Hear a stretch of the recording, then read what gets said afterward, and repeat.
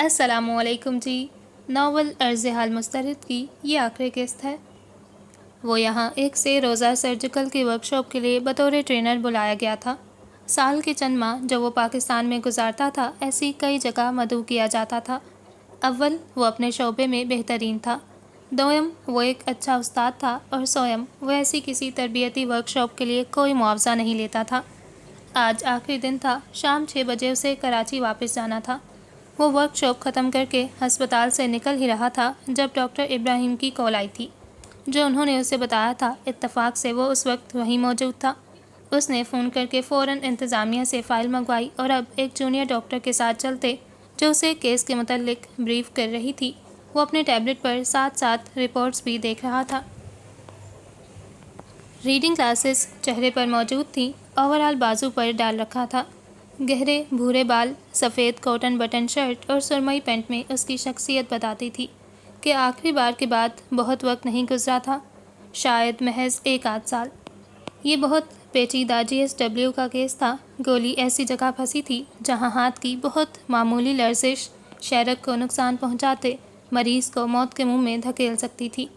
اس نے ایسی نازک رگوں اور نروس کے ساتھ چمٹی بہت سی کینسر کی رسولیاں کامیابی سے نکالی تھیں، پر اس کے لیے اسے پلان آف ایکشن پر کام کرنا تھا کہ گردن اور کوہلے کے درمیان پھنسی یہ گولی صرف خون کی رگوں کے ہی نہیں بلکہ اسپائنل کارڈ کے بھی اتنی ہی قریب تھی۔ جان بچ جائے تب بھی گردن سے نیچے جسم کی معذوری کا خطرہ بہت بڑا تھا۔ اسے لوکیشن دیکھنی تھی، بہتر انٹری پوائنٹ جہاں سے اسے بہتر ویزیبلٹی ملتی، کم سے کم نقصان کے خطے کے ساتھ، پر مسئلہ یہ تھا کہ وقت نہیں تھا۔ یہ سرجری جلد از جلد ہونا لازم تھی۔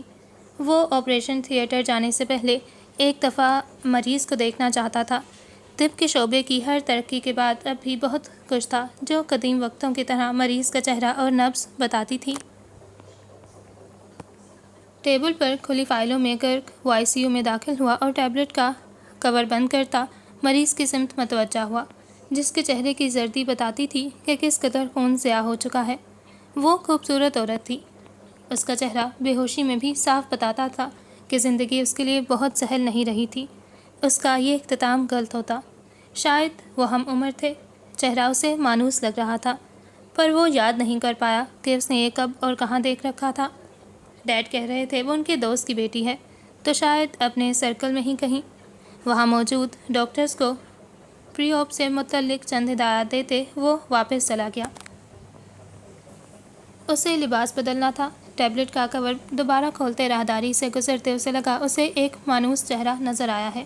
رک کر دیکھا تو بینچ کے ایک طرف ماربل کے ٹھنڈے فرش پہ وہ شخص بیٹھا نظر آیا، کوہنیاں گھٹنوں پر ٹکائے، ایک ہاتھ سے دوسرے ہاتھ کی کلائی تھامے، سر جھکائے۔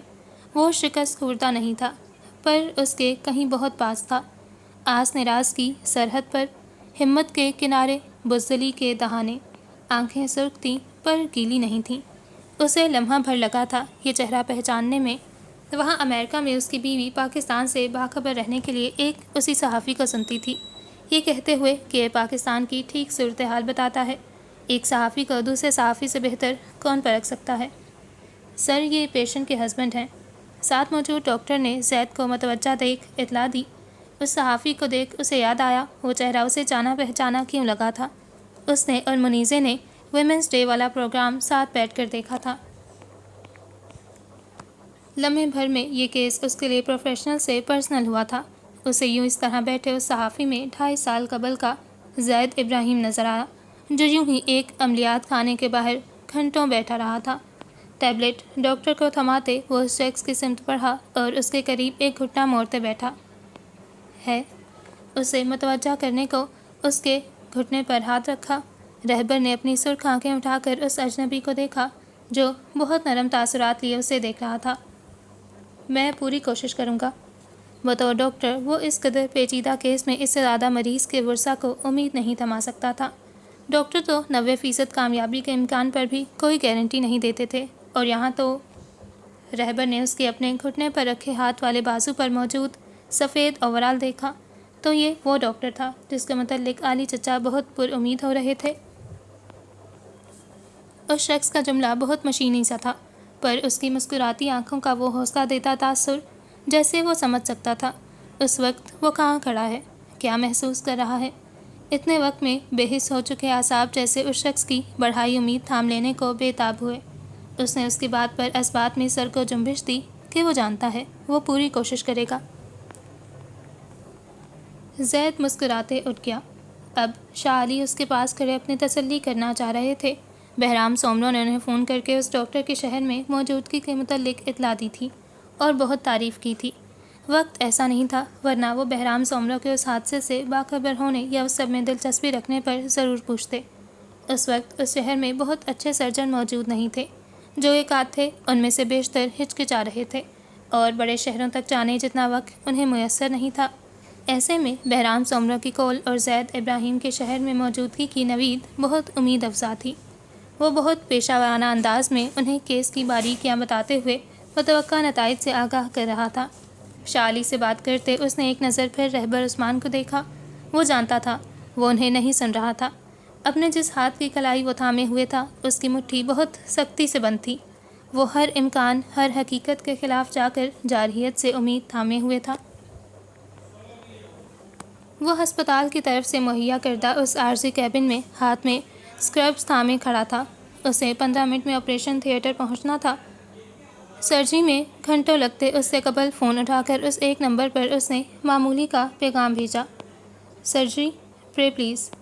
آخری 2 الفاظ وہ صرف ان سرجریز سے پہلے بھیجتا تھا جو پیچیدہ ہوتی تھیں، جن کی کامیابی کے امکان کم ہوتے تھے۔ دوسری سمت بہت دور کسی اور شہر میں کسی سے کے سیاہ ٹوٹ بیگ میں رکھا فون اس کے نام سے جگمگایا تھا۔ یہ بیگ کسی بیڈ روم میں موجود کافی ٹیبل پر دھرا تھا۔ وہ ابھی ابھی تازہ دم ہو کر نکلی تھی اور اب آئینے کے سامنے کھڑی پیپر ٹاول سے اپنا چہرہ تھپتھپا رہی تھی۔ جب فون کی وہ مخصوص گھنٹی سنتے وہ مڑی، ٹاول ایک طرف رکھی، پیپر باسکٹ میں اچھال کر وہ کچھ عجلت اس بیگ کی جانب بڑھی۔ سیاہ کرتے شلوار میں سیاہ گھنگریالے بال جو اب کوہنیوں سے بھی نیچے آتے تھے کھلے ہوئے تھے۔ پیغام کھولا تو زید کی پوری چیٹ کھل گئی۔ صبح اس کے فیلڈ پر نکلنے سے پہلے والا پیغام دیکھتے وہ لمحہ بھر کو مسکرائی۔ ٹھیک رہے گا، ہر دفعہ کا اس کا مخصوص جملہ جو وہ اس کے فیلڈ پر جانے سے پہلے بھیجتا تھا۔ یہ جملہ اسے خود کو لے کر کوئی لاپرواہی نہیں کرنے دیتا تھا، بااحتیاط رکھتا تھا۔ اس نے یہ نیا میسج پڑھتے کال بٹن پر انگلی رکھی، اگلے لمحے فون اٹھا لیا گیا۔ تم کر لو گے، منیزے نے بات اس کے پیغام کے جواب سے شروع کی۔ ہوپ فلی، وہ مسکرایا۔ واپس آ گئی آپ؟ وہ آفس ٹیبل سے ٹیک لگائے اسکربس بازو میں ڈالے بات کر رہا تھا، ریڈنگ گلاسز اتار کر ٹیبل پر رکھے۔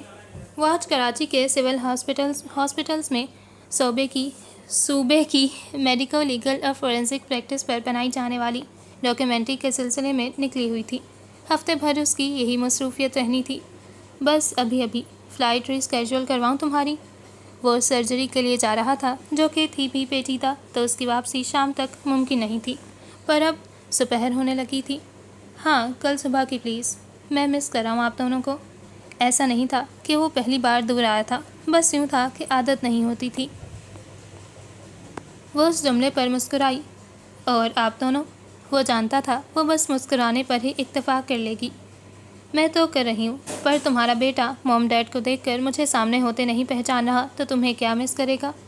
وہ ابھی اپنے کمرے میں آنے سے پہلے عاصل کو دیکھنے سعدیہ اور ابراہیم کے کمرے میں گئی تھی، جہاں وہ دونوں ہی پوتے کے ساتھ اس قدر محو تھے کہ اسے بس سر اٹھا کر سلام کا جواب دیا تھا۔ پوتے نے سر اٹھانے کی زحمت بھی نہیں کی تھی۔ 7 ماہ قبل اس کی پیدائش پر وہ دونوں ان کے پاس آئے تھے۔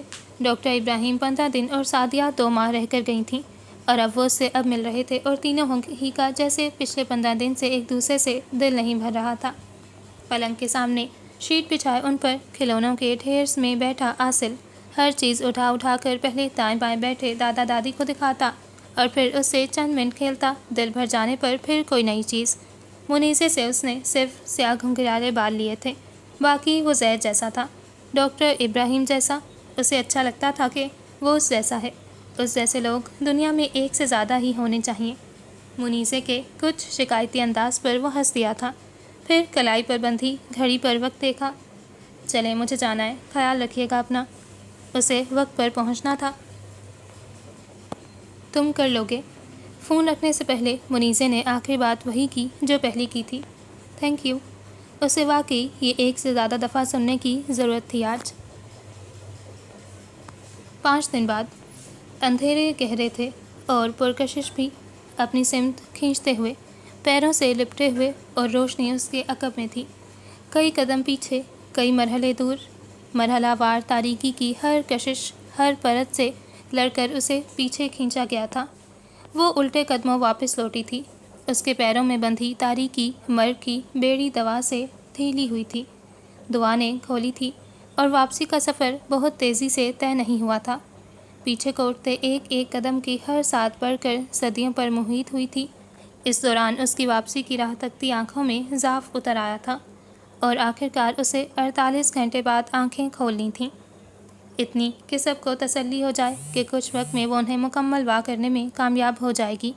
इतनी कि खुद याददाश्त भी वो लम्हा दर्ज नहीं कर पाई थी। बस इतनी। सबसे पहले डॉक्टर ने आकर उसके पैरों पर एक मखसूस आला मारा था और उस अमल के दौरान उसकी हरकत करते पैरों ने अंदिया दिया था कि यह हादसा किसी मुस्तकिल माजूरी में बदले बगैर उनके सरों से गुजर गया था। ये 2 दिन पुरानी बात थी। उसके बाद उसे एयर एम्बुलेंस के ज़रिए दारुल हुकूमत लाया गया था उस हस्पताल में। उसे अंदाज़ा था, पर उस सफ़र की कोई याद जहन पर तहरीर नहीं हुई थी। गुज़िश्ता 2 यौम उसके हवास जलते बुझते दिए से रहे थे। वो आँखें खोलती थी और वो खुश्क होती थीं, यकटुक किसी एक नुक्ते पर मरकूज़। वो आँखें खोलती थी और कोई मानूस चेहरा देख रो देती थी। वो आँखें खोलती थी और जिस्म में मौजूद ज़ख्मों से उठते दर्द की ताब ना लाते मरने लगती थी। वो आँखें खोलती थी और वो बोझल होने लगती थी। अब फिर मौजूदा लम्हे में हिस्सियात ना जाने कौन सी दफ़ा बेदार हुई थीं। इर्द गिर्द की आवाज़ें सुनाई देने लगीं। घड़ी की टिक टिक, किसी मशीन की टूं टूं, किसी राहदारी में दूर मध्यम होती कदमों की चाप। अब वो दवाओं की आस पास फैली बू भी महसूस कर सकती थी। फर्श पर लगा जरासीम कश फ़िनाइल, गर्दन के एक जगह रखे रहने के सबब पैदा होने वाली अकड़ को कुछ हिलाकर कम करना चाहा, तो बाएं गर्दन और कंधे के जकड़े होने का एहसास हुआ। दूसरे हाथ की पुश्त में कैनोले की सुई खुबी थी। रगों में बहता दर्द अब कदरे कम था। गले की खराश अब जलती महसूस नहीं हो रही थी। उसने भारी पपोटे उठाए और इर्द गिर्द का जायज़ा लिया, जितना वो गर्दन को हरकत दिए बगैर ले सकती थी। कमरा नीम तारीक था। सामने मौजूद दीवार पर घड़ी रात के 2:30 बजा रही थी। उस घड़ियाल के ऐन नीचे रखे ट्विस्टर सोफे पर कोई हत्थे पर से रखे, बाजू आंखों पर रखे दराज था। वो रहबर था। सोफे के सामने मौजूद टेबल पर उसका लैपटॉप खुला था। वो शायद काम करते करते सो गया था। नज़र महवे ख्वाब उस एक इंसान पर रुक गई। उस दौरान वक्त के पैमाने से कितनी रेत फिसली, उसने हिसाब नहीं रखा। उस साकित मंजिल में बहुत धीरे से हरकत हुई थी। रहबर ने आंखों से बाजू हटाकर गर्दन मोड़कर उसकी पलंग की सिम देखा। नीम अंधेरे में वो उसकी खुली आंखें नहीं देख सकता था। बाजू दोबारा आंखों पर रखते रखते किसी ख्याल के तहत वो उठ बैठा, चलकर उसके करीब आया। अनका ने ना जाने क्यों पर आंखें मूंद लीं। उसने पहले उसकी ड्रिप जांची, कैनोला देखा, फिर दीगर मशीनों के सिमट गया। बंद आंखों से भी वो उसकी हरकत का अंदाज़ा कर सकती थी। वो शायद हर कुछ देर की नींद के बाद उठकर तसल्ली किया करता था, जैसे पिछले कुछ दिनों से कोई मामूल हो। अभी वो यही सोच रही थी जब रहबर का हाथ उसकी पेशानी पर आ ठहरा। अब सोते बनने में कुछ दिक्कत हुई। वो उसका बुखार देख रहा था और फिर अगले लम्हे उसने आंखें खोल दी। वो सामने ही था, एक हाथ उसकी पेशानी पर रखे, दूसरे से ड्रिप की पाइप को देखते। ये इतने दिनों में पहली मर्तबा था जब उसके हवास मुकम्मल बहाल थे। ड्रिप से मुतमईन होकर रहबर ने फिर उसका चेहरा देखा तो उसे खुद को तकते पाकर लम्हा भर ठटका, फिर मुस्कुराया। कब जागी? मुझे उठा लिया होता। कुछ चाहिए? वो पूछते हुए साइड टेबल से रिमोट उठाकर बत्तियां जलाता कह रहा था। बस अभी। उसने ज़रा ऊपर को उठना चाहा और उस कोशिश में बेइख्तियार कराही कंधा और गर्दन बेल्ट और ढेर पट्टियों से जकड़ा था और ज़रा सी हरकत दर्द जगाती थी। एहतियात से प्लीज़। उसने तेज़ी से झुककर पलंग के लीवर की मदद से टेक ज़रा ऊंची की। दर्द हो रहा है, डॉक्टर को बुलाऊं? चेहरे पर दर्द के आसार देखते उसने पूछा। नहीं। क्या वक्त हो रहा है? आवाज़ भारी सी थी। उसने यूं ही पूछ लिया। रात के 3:30। वो स्टूल घसीटता उसके करीब आ बैठा। अनका ने बेइख्तियार सामने लगी दीवार की घड़ी को देखा, जहाँ आधे घंटे बाद भी 2:30 ही बज रहे थे। सब कैसे हैं? अतबा, जीना। रहबर की समात को ये सवाल भले लगे, वरना इससे पहले जैसे वो होश में आती थी, उसे ऐसे देखने की तकलीफ़ उसकी बेहोशी से ज़्यादा होती थी। सब ठीक है? यहीं थी दोनों, अभी भी डांट कर घर भेजाए कि बहुत हर्ज हो गया पढ़ाई का। अब तुम जो सब छोड़कर यहाँ आ लेटी हो, इसका मतलब ये तो नहीं कि दुनिया की गर्दिश तमाम हो गई है। उसने अपना मुस्कुराता मामूल का लहजा बहाल किया। अनका ने आंखें खोली तो अब उसे भी नज़र आने लगा था। तुम कैसे हो? रहबर के चेहरे को देखते उसने सवाल किया। कैसा लग रहा हूँ? वो थकान ज़दा सा मुस्कुराया। थके हुए। वो बेहद मुज़महिल लग रहा था। अगर पिछले इतने दिनों से वो ऐसे ही रातों को हर थोड़ी देर बाद उठ उठ कर उसे देखता रहा था, तो उसने ऐसा ही लगना था। तुम हैंडसम भी कह सकती थी। वो ठीक थी, उससे बात कर रही थी, उसे देख रही थी। थकन का जिक्र अब इबस था। मुझे तुम्हें अकेले नहीं जाने देना चाहिए था। तुम्हारा फ़ोन उठा। कितने पछतावे थे, कैसे पछतावे थे। अनका ने पलंग पर धीरे से उसके हाथ पर अपना किनौले वाला हाथ रखते जैसे उसे मज़ीद कहने से रोका। उसे नहीं सुनना था ऐसा कोई जिक्र। क्या उसका चेहरा नहीं बता रहा था गुज़िश्ता चंद दिन उस शख्स ने कैसे गुजारे थे? पुलिस बयान लेना चाह रही थी तुम्हारा, कह रही है ऊपर से बहुत प्रेशर है, सुबह बुला लें उन्हें। वो भी बात बदल गया। पानी के ग्लास में स्ट्रॉ डालते उसका दूसरा सिरा उसके होंठों से लगाया। वो उस जिक्र पर चौंकी। बहरान की धमकी याद आई। ऊपर से प्रेशर कौन डाल सकता था? उसका भी अंदाज़ा था उसे। मुकदमा किसके खिलाफ दर्ज हुआ है? रहबर के चेहरे पर कुछ पड़ना चाहा। फ़िलहाल तो नामालूम अफराद के। ग्लास टेबल पर रखते वो सरसरी सा बता रहा था। उसने अनका के ठीक हो जाने तक उस मामले को एक तरफ रख दिया था। शाली उसे अपने तौर पर देख रहे थे, लेकिन रहबर के लिए फ़िलहाल ज़रूरी वो नहीं था। वो ठीक हो जाती तो इंसाफ वो लेकर ही रहता। और हाँ, तुम बहराम सोमरो को कैसे जानती हो? वो उस ग्लास के बाकी मांदा पानी में केलसी घोल रहा था। जब याद आने पर उसे देखा। अनका नहीं समझी। वो उनका किस नौयत का जिक्र कर रहा था और क्यों? बहराम सोमरो अस्पताल आते रहे हैं। वो काफ़ी परेशान लग रहे थे, और मुझे तो पता नहीं क्यों पर बहुत कीना परवर नज़रों से घूर रहे थे। वो चम्मच ग्लास में गोल गोल घुमाते बहराम की नज़रों को याद करके झुरझुरी लेने की अदाकारी करता कह रहा था। अनका के चेहरे पर भी मुस्कान आई। उन्हें लगता है मेरी शक्ल उनकी ज़मानों पुरानी बिछड़ी हुई मोहब्बत से मिलती है। उनसे पहली मुलाकात याद करते उसने यूं ही कह दिया। दरअसल अपने जुमले का लुत्फ़ लिया। तसव्वुर में बहराम और शाहीन दोनों का अक्स उभरा। लाहौले वाला कुव्वत, और वो इस चक्कर में इतनी दफ़ा अस्पताल आए हैं। रहबर ना जाने क्या समझा कि इस कदर बरहम हुआ। उसने उससे उलझ कर देखा। बुजुर्गवार कुछ अपनी उम्र का ही ख्याल कर लें। अगली दफ़ाएँ तो साफ कहकर चलता करना मैंने कि मेरी बीवी से फ्लर्ट करने की कोशिश। उसका गुस्से में बुरबुराहट नुमा जुमला अनका के चेहरे के फटते तासुरात देख अधूरा रह गया। क्या हुआ? तुम सोचते नहीं हो बोलने से पहले? गुस्से से कहते उसने उसके हाथ में थामे कैल्सी के ग्लास को एक नज़र खौफ से देखा। अगर जब वो उसका जुमला सुनते हुए पी रही होती तो अच्छे लगने के सबब खांस खांस कर उसके सारे जख्मों के टांके उधर जाने थे। फादर है वो मेरे। कुछ घूर कर उसने उस पर पहाड़ सा इंकशाफ किया। रहबर को कई लम्हे लगे जिसे हजम करने में। आली चचा ने कहा था सर्जन का इंतज़ाम बहराम सोमरो ने करके दिया था। उस वक्त वो उसे बाबा से गुज़रे ज़मानों की रफ़ाकत का समर समझा था। उन हालात में मज़ीद सोचने की सलाहियत उसकी यूं भी सल्ब हो गई थी। और ये तुमने मुझे कब बताना था? कुछ खफकी से सवाल किया। यही बताना था उस दिन वीडियो कॉल पर। रहबर को उनकी आखिरी गुफ्तगू याद आई। हाँ, बताना तो था उसे कुछ। इतनी जल्दी? फिर भी ये ऐसे बड़े बड़े इंकशाफ दबाए जाने पर उसने कोई रद्द-ए-अमल तो देना ही था, और जो दिया था वो बहुत ही मामूली था। अब वो उसे मध्यम आवाज़ में तफसील बता रही थी। उसके माँ बाप, उनकी कहानी, उसकी दादी, सखर, उसका बचपन, लड़कपन, बीबी, उनके बेटे का घर, शहीर और कुछ माह कबल बहराम सोमरो से होने वाली पहली मुलाकात। वो बहुत ध्यान से सुन रहा था। उसने पहली दफ़ा उसे अपनी कहानी सुनाई थी। शायद ज़िंदगी में पहली मर्तबा अपनी कहानी सुनाई थी। वो कैसे ना सुनता?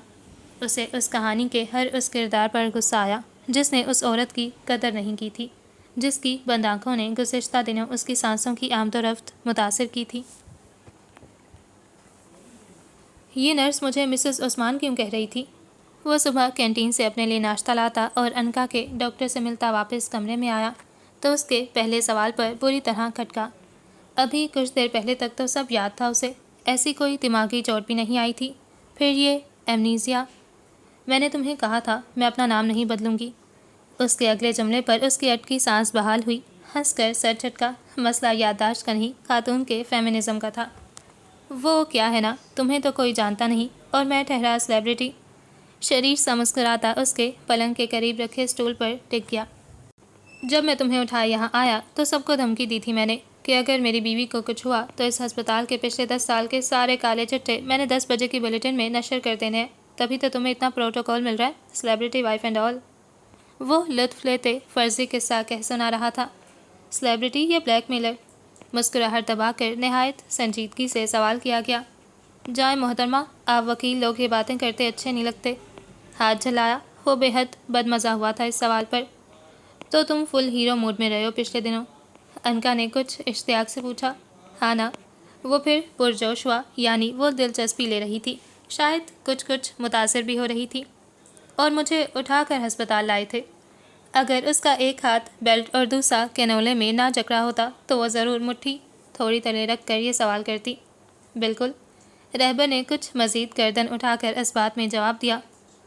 ملتان سے اسلام آباد اٹھا کر؟ اتنے ہی اشتیاق سے آخری سوال کچھ ٹھہر کر کیا۔ رہبر نے پھر بدمزہ ہو کر سر جھٹکا۔ ہسپتال کے بستر پر بھی وکیل صاحبہ کا دماغ کورٹ روم جتنا ہی چلتا تھا۔ انکا نے ہنستے ہوئے تکیے پر رکھا سر کچھ مزید پیچھے گرا لیا۔ اس کے کھارے بھورے بال تکیے پر بکھرے تھے، آنکھوں میں ہنستے ہوئے پانی بھر آیا تھا۔ وہ اپنے منہ کا کڑوا ذائقہ بھول اسے ہنستے دیکھ خود بھی مسکرا دیا۔ وہ پچھلے دنوں کیسے مکروہ اندیشوں سے گزرا تھا کہ شاید اب کبھی وہ اس کی آواز ہی نہ سن پائے۔ مجھے بلڈ لگا تھا۔ ناشتے کے بعد وہ غسل خانے سے ہاتھ دھو کر نکلا تو انکا نے کسی گہرے دھیان کے تحت یہ سوال کیا۔ ہاں، اتنا بہجو کیا تھا؟ واپس اس مخصوص ٹول کی طرف آتے اس نے بتایا۔ کس نے دیا پھر؟ بلڈ بینک سے؟ یادداشت ساتھ نہیں دے رہی تھی، پر اس سب میں نہ جانے کیوں سے مہران کی شمولیت محسوس ہو رہی تھی، جیسے سوئی جاگتی، حواس کھوتی کیفیت میں اس نے وہ نام سنا ہو یا چہرہ دیکھا ہو۔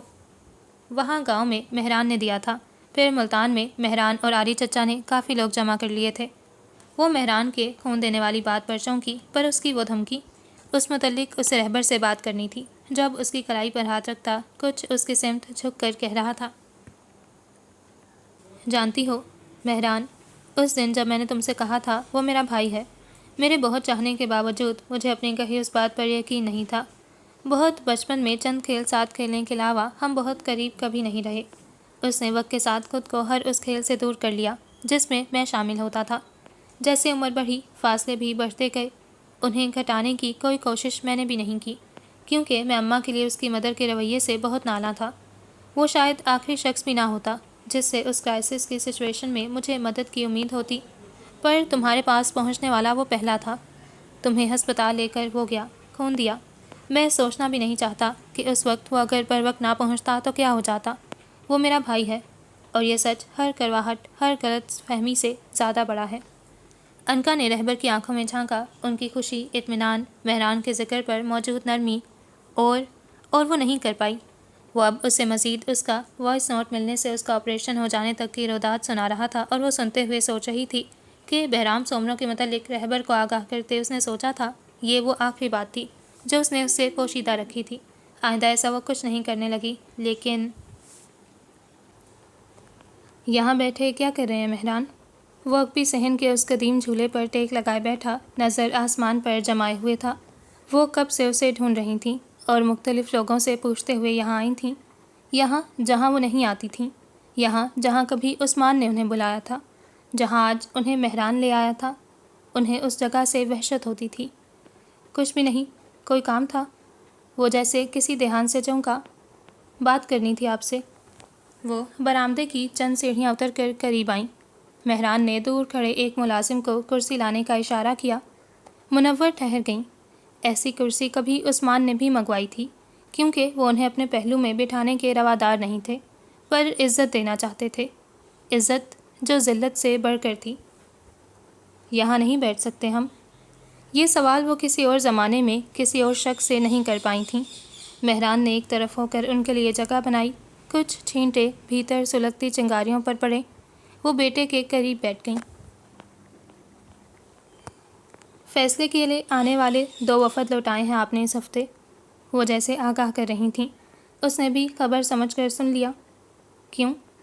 وہ یوں ہی چپ اوڑھے بیٹھا رہا، نظر کسی اور سمت جمائے۔ اپنے فیصلوں پر اعتبار نہیں رہا مجھے۔ یہ جواب نہیں تھا، خود کلامی تھی۔ پر وہ کرنے تو آپ نہیں ہیں، ایسے تو گدی نہیں سنبھالی جاتی بیٹے۔ منور نے اس کے کندھے پر ہاتھ رکھا۔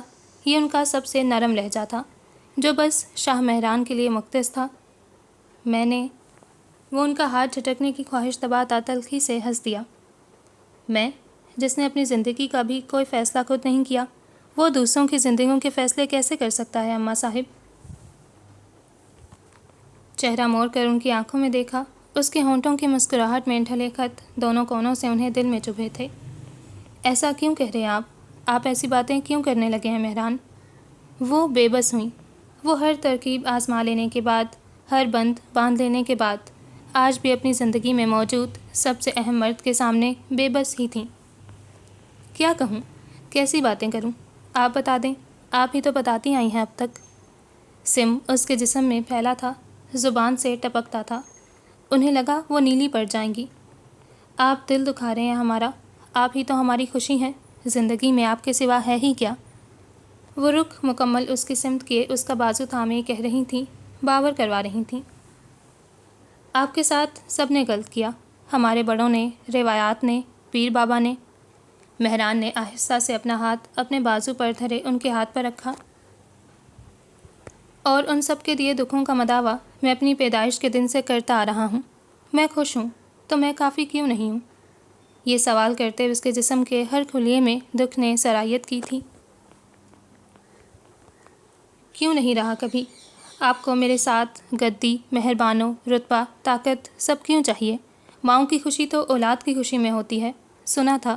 میری خوشی تو کسی نے کبھی پوچھی ہی نہیں، مجھے اپنی خوشی بتانا سکھایا ہی نہیں گیا۔ جملہ مکمل کرتے بہت نرمی سے اس نے ان کا ہاتھ اپنے بازو سے ہٹایا۔ اس کے الفاظ میں رودالی کے بین کے سر تھے۔ آپ یوں نہ کہیں، مجھے آپ کی خوشی سے زیادہ خواہش نہیں مہربانوں سے آپ کی شادی کی۔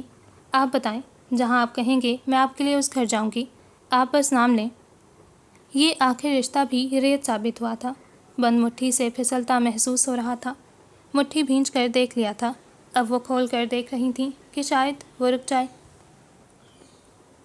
شیریں، لمحے بھر کے توقف کے بغیر وہ ان کی آنکھوں میں آنکھیں ڈالے کہہ گیا، جیسے ان کا مذاق اڑایا ہو، یا شاید اپنا۔ مہران، وہ گنگ ہوئیں۔ ان کا بیٹا مجاور بن گیا تھا۔ انہیں ہمیشہ مات اس محبت کے ہاتھوں ملی تھی جو ان کی زندگی میں موجود مرد کسی اور سے کرتے تھے۔ آپ اب میرے لیے کچھ نہیں کر سکتی۔ آپ کی منشا پر، آپ کی خوشی کے لیے سب میں نے اپنے ہاتھوں سے بگاڑا ہے، اپنے ہاتھوں سے گنوایا ہے۔ اور دیکھیں آپ کو خوش کرنے کی کوشش نے مجھے کیا بنا دیا ماں؟ قاتل بن گیا ہوں میں۔ وہ کہتے کہتے ہذیانی انداز میں اپنے ہاتھ ان کے سامنے پھیلا گیا، جیسے وہ واقعتاً خون ہی میں لت رہے ہوں۔ خون سے رنگے ان ہاتھوں سے اب میں نوالے نہیں توڑ پاتا ہوں۔ اپنی پھیلی ہتھیلیوں کو دیکھتے اس کی آواز بے حد پست تھی۔ منور نے ایک نظر اس کے چہرے کو دیکھا، وہ انہیں پہلے کی نسبت کمزور لگا، جیسے واقعی خوراک میں قلت درپیش ہو۔ ان کے دل پر دھک سے کوئی وزن گرا تھا۔ قاتل کیوں؟ وہ لڑکی زندہ ہے، ٹھیک ہو رہی ہے۔ انہیں اپنے دکھ، خدشے، اندیشے سب ہوا ہوتے نظر آئے۔ تسلی دینا چاہی، اس کی جان سے بڑھ کر کیا تھا انہیں؟ وہ رہبر کی قسمت ماں، اپنی طرف سے تو میں نے کوئی کسر نہیں چھوڑی تھی انہیں مارنے میں۔ وہ اچھا انسان ہے، قسمت اس کا ساتھ دیتی ہے، اتنی نیکیاں کرتا ہے، کسی ایک نیکی کے بدلے اسے اس کی محبت بخش دی گئی۔ اور میں تو شیریں کو کندھا بھی نہیں دے پایا۔ میں نے اپنی محبت کے ساتھ کیا کیا؟ مجھے اس کی آنکھیں نہیں بھولتی ہیں ماں، اس کا چہرہ نہیں بھولتا، اس کی مایوسی، اس کی خاموشی۔ آپ نے میرے ساتھ کیا کیا؟ میں نے اپنے ساتھ کیا کیا؟ سرخ آنکھوں میں سوال تھے، کرب تھا، زخم تھے۔ وہ رو نہیں رہا تھا، پر واقعی رو نہیں رہا تھا۔ رونا صرف اشکوں کا نام نہیں، آواز کی لڑکھڑاہٹ کا نام ہے۔ جس طرح اس دن وہ محض اس لڑکی کا نام سن کر بھاگا تھا اور پھر فریدہ نے جو گفتگو منیر اور مہران کے مابین سنی تھی، انہیں کوئی ابہام نہیں رہا تھا کہ وہ حادثہ کس سبب ہوا۔ مہران جانتا تھا وہ بے خبر ہیں، اسے فرق نہیں پڑا تھا، اسے ڈر نہیں لگا تھا۔ منور بیگم نے حویلی میں ہر ممکن کوشش سے اس بات کی پردہ پوشی کرنی چاہی تھی، پر جسے وہ بچا رہی تھیں اسے اپنا عمل ہی مار بیٹھا تھا۔ مجھے کچھ بتانا ہے آپ کو۔ ماں کی مزید کوئی تشویح سنے بنا وہ پھر سیدھا ہو کر بیٹھا، آواز ہموار کر لی۔ پل بھر میں خود کو سنبھال لیا تھا اس نے۔ میں اب زیادہ دیر اس گدی پر نہیں بیٹھوں گا اور نہ اس علاقے کے فیصلے کروں گا۔ مقام اور رتبے کے نام پر جو بوجھ میرے کندھوں پر لدا ہے اس نے میری روح تک چٹکا دی ہے، میں اسے مزید نہیں اٹھاؤں گا۔ آپ کی گدی اب مجھے ڈستی ہے۔ آخری جملہ کہتے وہ اٹھ کھڑا ہوا، لمبے لمبے ڈگ بھرتا اشارے سے عقبی گیٹ کھلواتا باہر نکل گیا۔ اتنے دن انتظار کی نظر ہوئے تھے، انکا کے بچ جانے کا انتظار، ہوش میں آنے کا انتظار، اس کا نام لینے کا انتظار، پولیس کے اس کے گھر آنے کا انتظار۔ اب اسے ہوش میں آئے چند دن ہو گئے تھے اور اب تک اس کا نام کہیں نہیں آیا تھا۔ وہ اس ایک نقطے پر الجھ گیا تھا، وہ اس کا نام کیوں نہیں لے رہی تھی؟ رہبر جو اب اسے کبھی فون کر لیا کرتا تھا وہ نالا نہیں تھا، یعنی بے خبر تھا۔ کیوں؟ منور اب بھی اس جھولے پر بیٹھی تھیں، ان زمانوں پہلے کی طرح آج ان کے پیروں میں وہ بھاری پازیب نہیں تھے، پر کیا واقعی نہیں تھے؟ میں آ جاؤں؟ دروازے پر ہلکے ہاتھوں دستک دیتے بہرام سومرو نے ہسپتال کے کمرے میں اندر جھانکتے انکا سے اجازت چاہی، جو پلنگ کی ٹیک کو ذرا اونچے کیے بیٹھے سامنے موجود دیوار کی ٹی وی میں محو تھی۔ انہیں دیکھا تو چہرے پر خیر مقدمی مسکراہٹ سجا لی۔ یہ چہرہ ان چند چہروں میں سے ایک تھا جو حواس گنوانے سے قبل تصور کے پردے پر روشن ہوئے تھے۔ وہ ہوش میں نہیں تھی تو وہ روز آتے تھے۔ جب سے ڈاکٹر نے اس کے خطرے سے باہر ہونے کا اندیا دیا تھا اس نے آنکھیں کھولی تھیں، انہوں نے آنا کم کر دیا تھا۔ اتباع سے احوال رہتا تھا کہ کہیں ان کی موجودگی اس پر گرا نہ گزرے۔ اس حالت میں وہ اسے مزید کوئی تکلیف کیسے دے سکتے تھے؟ سب کہاں ہیں؟ وہ خالی کمرے کا جائزہ لیتے اندر داخل ہوئے۔ گھر سے بچے آئے ہوئے ہیں، رہبر اتباع اور زینہ انہیں کینٹین تک لے گئے ہیں۔ ٹھیک ہو؟ قریب رکھے اسٹول پر بیٹھتے انہوں نے پوچھا۔ ٹھیک ہو جاؤں گی۔ وہی مدھم سے مسکراہٹ۔ تم نے ایسا بیان کیوں دیا؟ کسی پر شبہ نہیں تمہیں؟ اس نے بیان میں کسی پر بھی کسی قسم کا کوئی شبہ ظاہر نہیں کیا تھا، اور اس ایک وجہ سے کیس جو پہلے دن سے سیدوں کے خاندان سے تفتیش میں اٹکا تھا اب بھی وہیں کھڑا تھا۔ وہ خاندان آج بھی روز اول جتنے لا علمی ظاہر کر رہا تھا، لیکن قتل کا کوئی اور محرک اب تک سامنے نہیں آیا تھا۔ کیا آپ مجھے وہاں ٹیبل سے وہ پین اور انویلپ اٹھا دیں گے؟ اس نے جواب دینے کی بجائے یکسر مختلف بات کی۔ بہرام اس بات میں سر ہلاتے اٹھے اور قلم اور ایک لفافہ اٹھا کر واپس اپنی جگہ پر بیٹھتے دونوں چیزیں اس کی سمت بڑھائیں۔ اس پر اگر آپ اپنا نام لکھ دیں پلیز۔ میں نہیں لکھ سکتی۔ جسے اس نے تھامنے کی بجائے ایک اور درخواست کی۔ وہ خاموشی سے قلم سے لفافے پر اپنا نام گھسیٹنے لگے۔ یہ کیا ہے؟ وہ اب اسے الٹ پلٹ کر دیکھتے کھول رہے تھے۔ بھورے قدیم طرز کے کاغذ پر چھپا وہ کوئی دعوت نامہ تھا۔ میری طرف سے پہلا دعوت نامہ آپ کے لیے۔ یہ چند دعوت نامے زینہ نے ریسائیکل ہوئے پیپر سے ان کے 3 ہفتے بعد ہونے والے ریسیپشن کے لیے خود بنائے تھے۔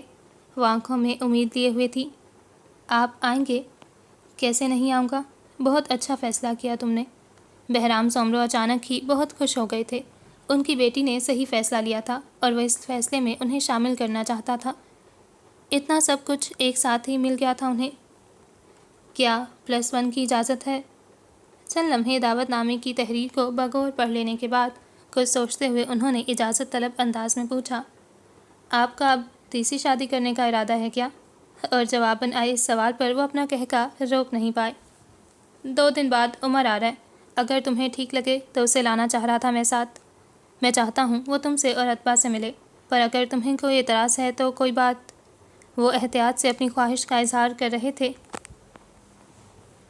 اس کی طبیعت کے پیش نظر وہ کوئی ایسی بات نہیں کرنا چاہتے تھے جو اس پر گراں گزرے۔ مجھے اس سے مل کر خوشی ہوگی۔ اس نے جیسے ایک جملے میں بہرام سومرو کی مشکل آسان کر دی۔ اس کے ولیمے کے متعلق سن کر وہ جتنے خوش تھے اس سے زیادہ بھی ہو سکتے تھے، انہیں اندازہ نہیں تھا۔ زینہ، اگر تم نے ایک اور دفعہ تھیم یا ڈریس کوڈ کا ذکر کیا تو میں ریسیپشن سے پہلے ہی کہیں بھاگ جاؤں گا، میں بتا رہا ہوں۔ وہ تینوں ایک دوسرے سے محو گفتگو آگے پیچھے کمرے میں داخل ہوئے۔ میں بھی، اطبا بھی رہبر جتنی ہی عاجز آئی ہوئی تھی زینہ کی گرم جوشی اور منصوبوں سے۔ جائیں بھائی، یہ دھمکیاں کسی اور کو دیں، جتنی مشکل سے آنی مانی ہے، آپ نے بھاگنے جیسی بیوقوفی کا سوچنا بھی نہیں ہے۔ زینہ نے اس دھمکی کو ذرا بھی سنجیدگی سے نہیں لیا۔ ہاں تو تمہاری آنی کو ساتھ لے کر بھاگوں گا نا۔ دوسری طرف بھی اطمینان قابل دید تھا۔ اپنی باتوں سے توجہ ہٹی تو انکا اور بہرام کو اپنی گفتگو قطع کر کے ان تینوں کو دیکھتے پایا۔ رہبر نے آگے آتے بہرام سے مصافحہ کیا، جس پر انہوں نے بڑھ کر اسے گلے لگا لیا۔ انہیں رہبر عثمان سے بس ایک ہی مسئلہ تھا کہ وہ ان کی بیٹی کے ساتھ یہ تعلق خفیہ رکھے ہوئے تھے، اور یہی غصہ تھا کہ اگر لوگ اس متعلق آگاہ ہوتے تو کبھی کوئی اس کی بیوی پر اسی علاقے میں حملہ آور ہونے کی کوشش نہ کرتا۔ اب تو ناراض نہیں ہونا نانا سے، بہرام اب رہبر کے عقب میں کھڑی اطبا کو اپنے ساتھ لگائے پوچھ رہے تھے۔ زینہ نے پلنگ کی دوسری طرف کھڑے ان 4 افراد کو دیکھا جو ایک دوسرے سے بہت مضبوط رشتوں میں جڑے تھے۔ خون کا تعلق، عہد کا رشتہ، رشتے جن کی مضبوط حیثیت تھی، تعلق جنہیں سماج مانتا تھا۔ بہرام سومرو اطبا کے کندھے کے گرد بازو پھیلائے اس سے محو کلام تھے۔ انکا مسکراتے ہوئے باپ اور بیٹی کو بات کرتا سن رہی تھی۔ رہبر ان کی باتوں کا جواب دیتے انکا کی پیشانی پر ہاتھ رکھتا ان کا بخار دیکھ رہا تھا، جو زخموں اور درد کے سبب آتا جاتا رہتا تھا، اور اس ایک لمحے زینہ غلام محمد کو وہاں اپنی موجودگی بے معنی لگی۔ اس ایک لمحے اسے وہاں اپنا ہونا اس کمرے میں موجود آرائشی گلدان سے بھی زیادہ بے مقصد لگا۔ اس کے ہونٹ متبسم ہلال سے سیدھے خط میں خود بخود ڈھلے۔ اس ایک لمحے کے زیر اثر جب اس نے اپنی کالی آنکھیں لیے اپنے قدم دروازے کی سمت بڑھانے چاہے تو عقب سے اس کی کلائی تھام لی گئی۔ مڑ کر دیکھنے پر اس نے اپنی کلائی انکا کے کینولے والے ہاتھ میں پائی۔ آپ زینہ سے ملے؟ وہ بہرام سومرو سے مخاطب تھی۔ یہ میری زینہ ہے۔ اس کی کلائی کھینچتے اسے اپنے کچھ اور قریب کرتے انکا نے بہت فخر سے اس کا تعارف اپنے باپ سے کروایا۔ نفی میں سر ہلاتے رہبر نے کچھ بدمزہ ہو کر اس تعارف کو رد کیا اور گھوم کر زینہ کے برابر کھڑے ہوتے اپنا ہاتھ اس کے سر پر رکھا۔ یہ ہماری زینہ ہے۔ اور انکا جتنے ہی تفاخر سے جملہ مکمل کیا تھا وہ سب ہنس دیے، زینہ بھی۔ چند ساعتوں قبل اس کا ویران ہوتا دل اب ایک دم ہی سیراب ہو گیا تھا۔ اب اطبا بہت تفصیلاً زینہ کا تعارف اپنے نانا سے کروا رہی تھی، جسے بہرام سومرو اسے بہت شفقت سے دیکھتے ہوئے سن رہے تھے۔ اس کی کلائی تھامے اس کے سر پر ہاتھ جمائے آنی اور بھائی لمحے بھر کو بھی اسے یہ محسوس نہیں ہوئے تھے کہ زینہ غلام محمد کا اس دنیا میں کوئی رشتہ نہیں ہے۔ وہ دنیا کی بھیڑ میں اکیلی نہیں تھی، اس کے پاس رشتے تھے اور بہت قیمتی تھے۔ ہاں بس وہ روایتی نہیں تھے۔ رشتے روایتی ہوں یہ ضروری بھی نہیں تھا۔ دھوپ چمکتی تھی اور دن تپتا تھا۔ تارکول کی سڑک سیاہ تھی اور سورج کی کرنیں سنہری۔ گاڑی کسی رہائشی علاقے کے ایک 7 مرلے کے نئی تعمیر شدہ بنگلے کے سامنے آ رکی، اور ڈرائیور کی جانب کے دروازے سے رہبر اترا اور گھوم کر دروازہ کھولنے دوسری سمت آیا، لیکن انکا اس سے قبل ہی گاڑی کا دروازہ خود کھولتی پیر نیچے اتار چکی تھی۔ گہرے نیلے اپنے مخصوص طرز کے لباس میں ملبوس، بازو اور کندھا بیلٹ میں جکڑا ہوا تھا، اور چہرے کا سنہرا پن معمول سے قدرے ماند تھا۔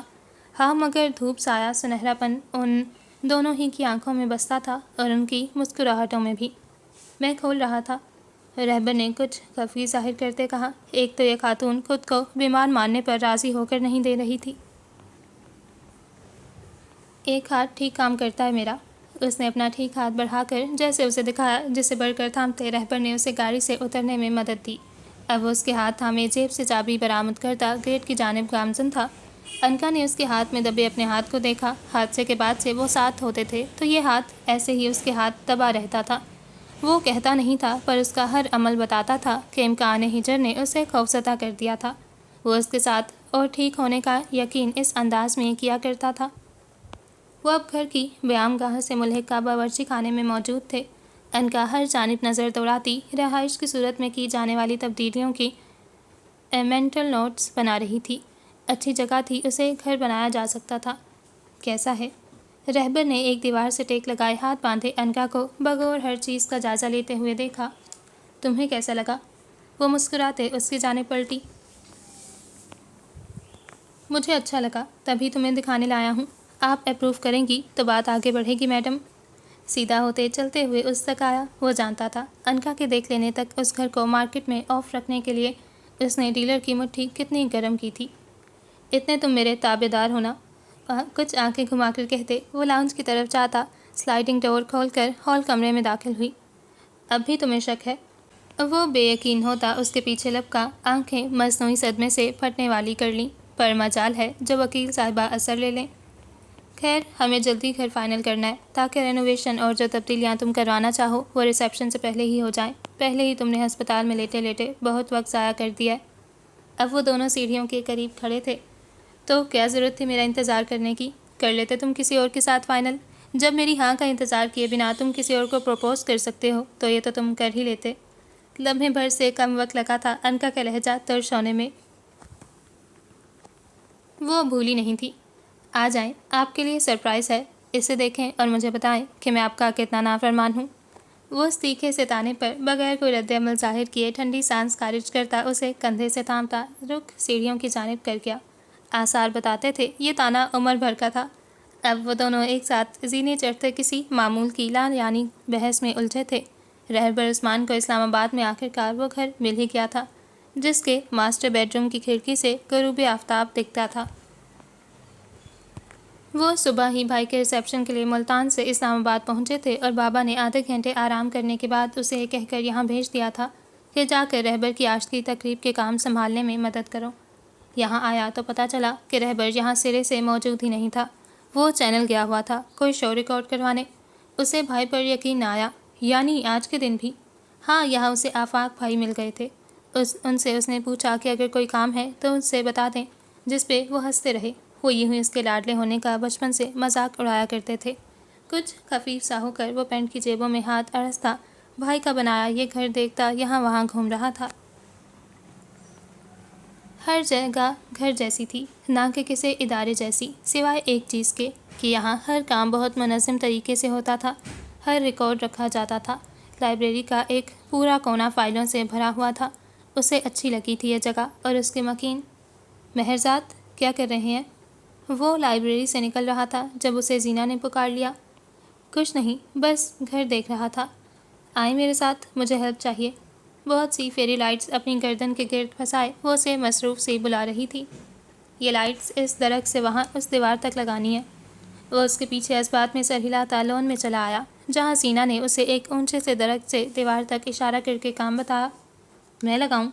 وہ کچھ بے یقین ہوا۔ زینہ نے اسبات میں سر ہلاتے اسٹول آگے کیا اور پھر اس کا تذبذب ملاحظہ کیا۔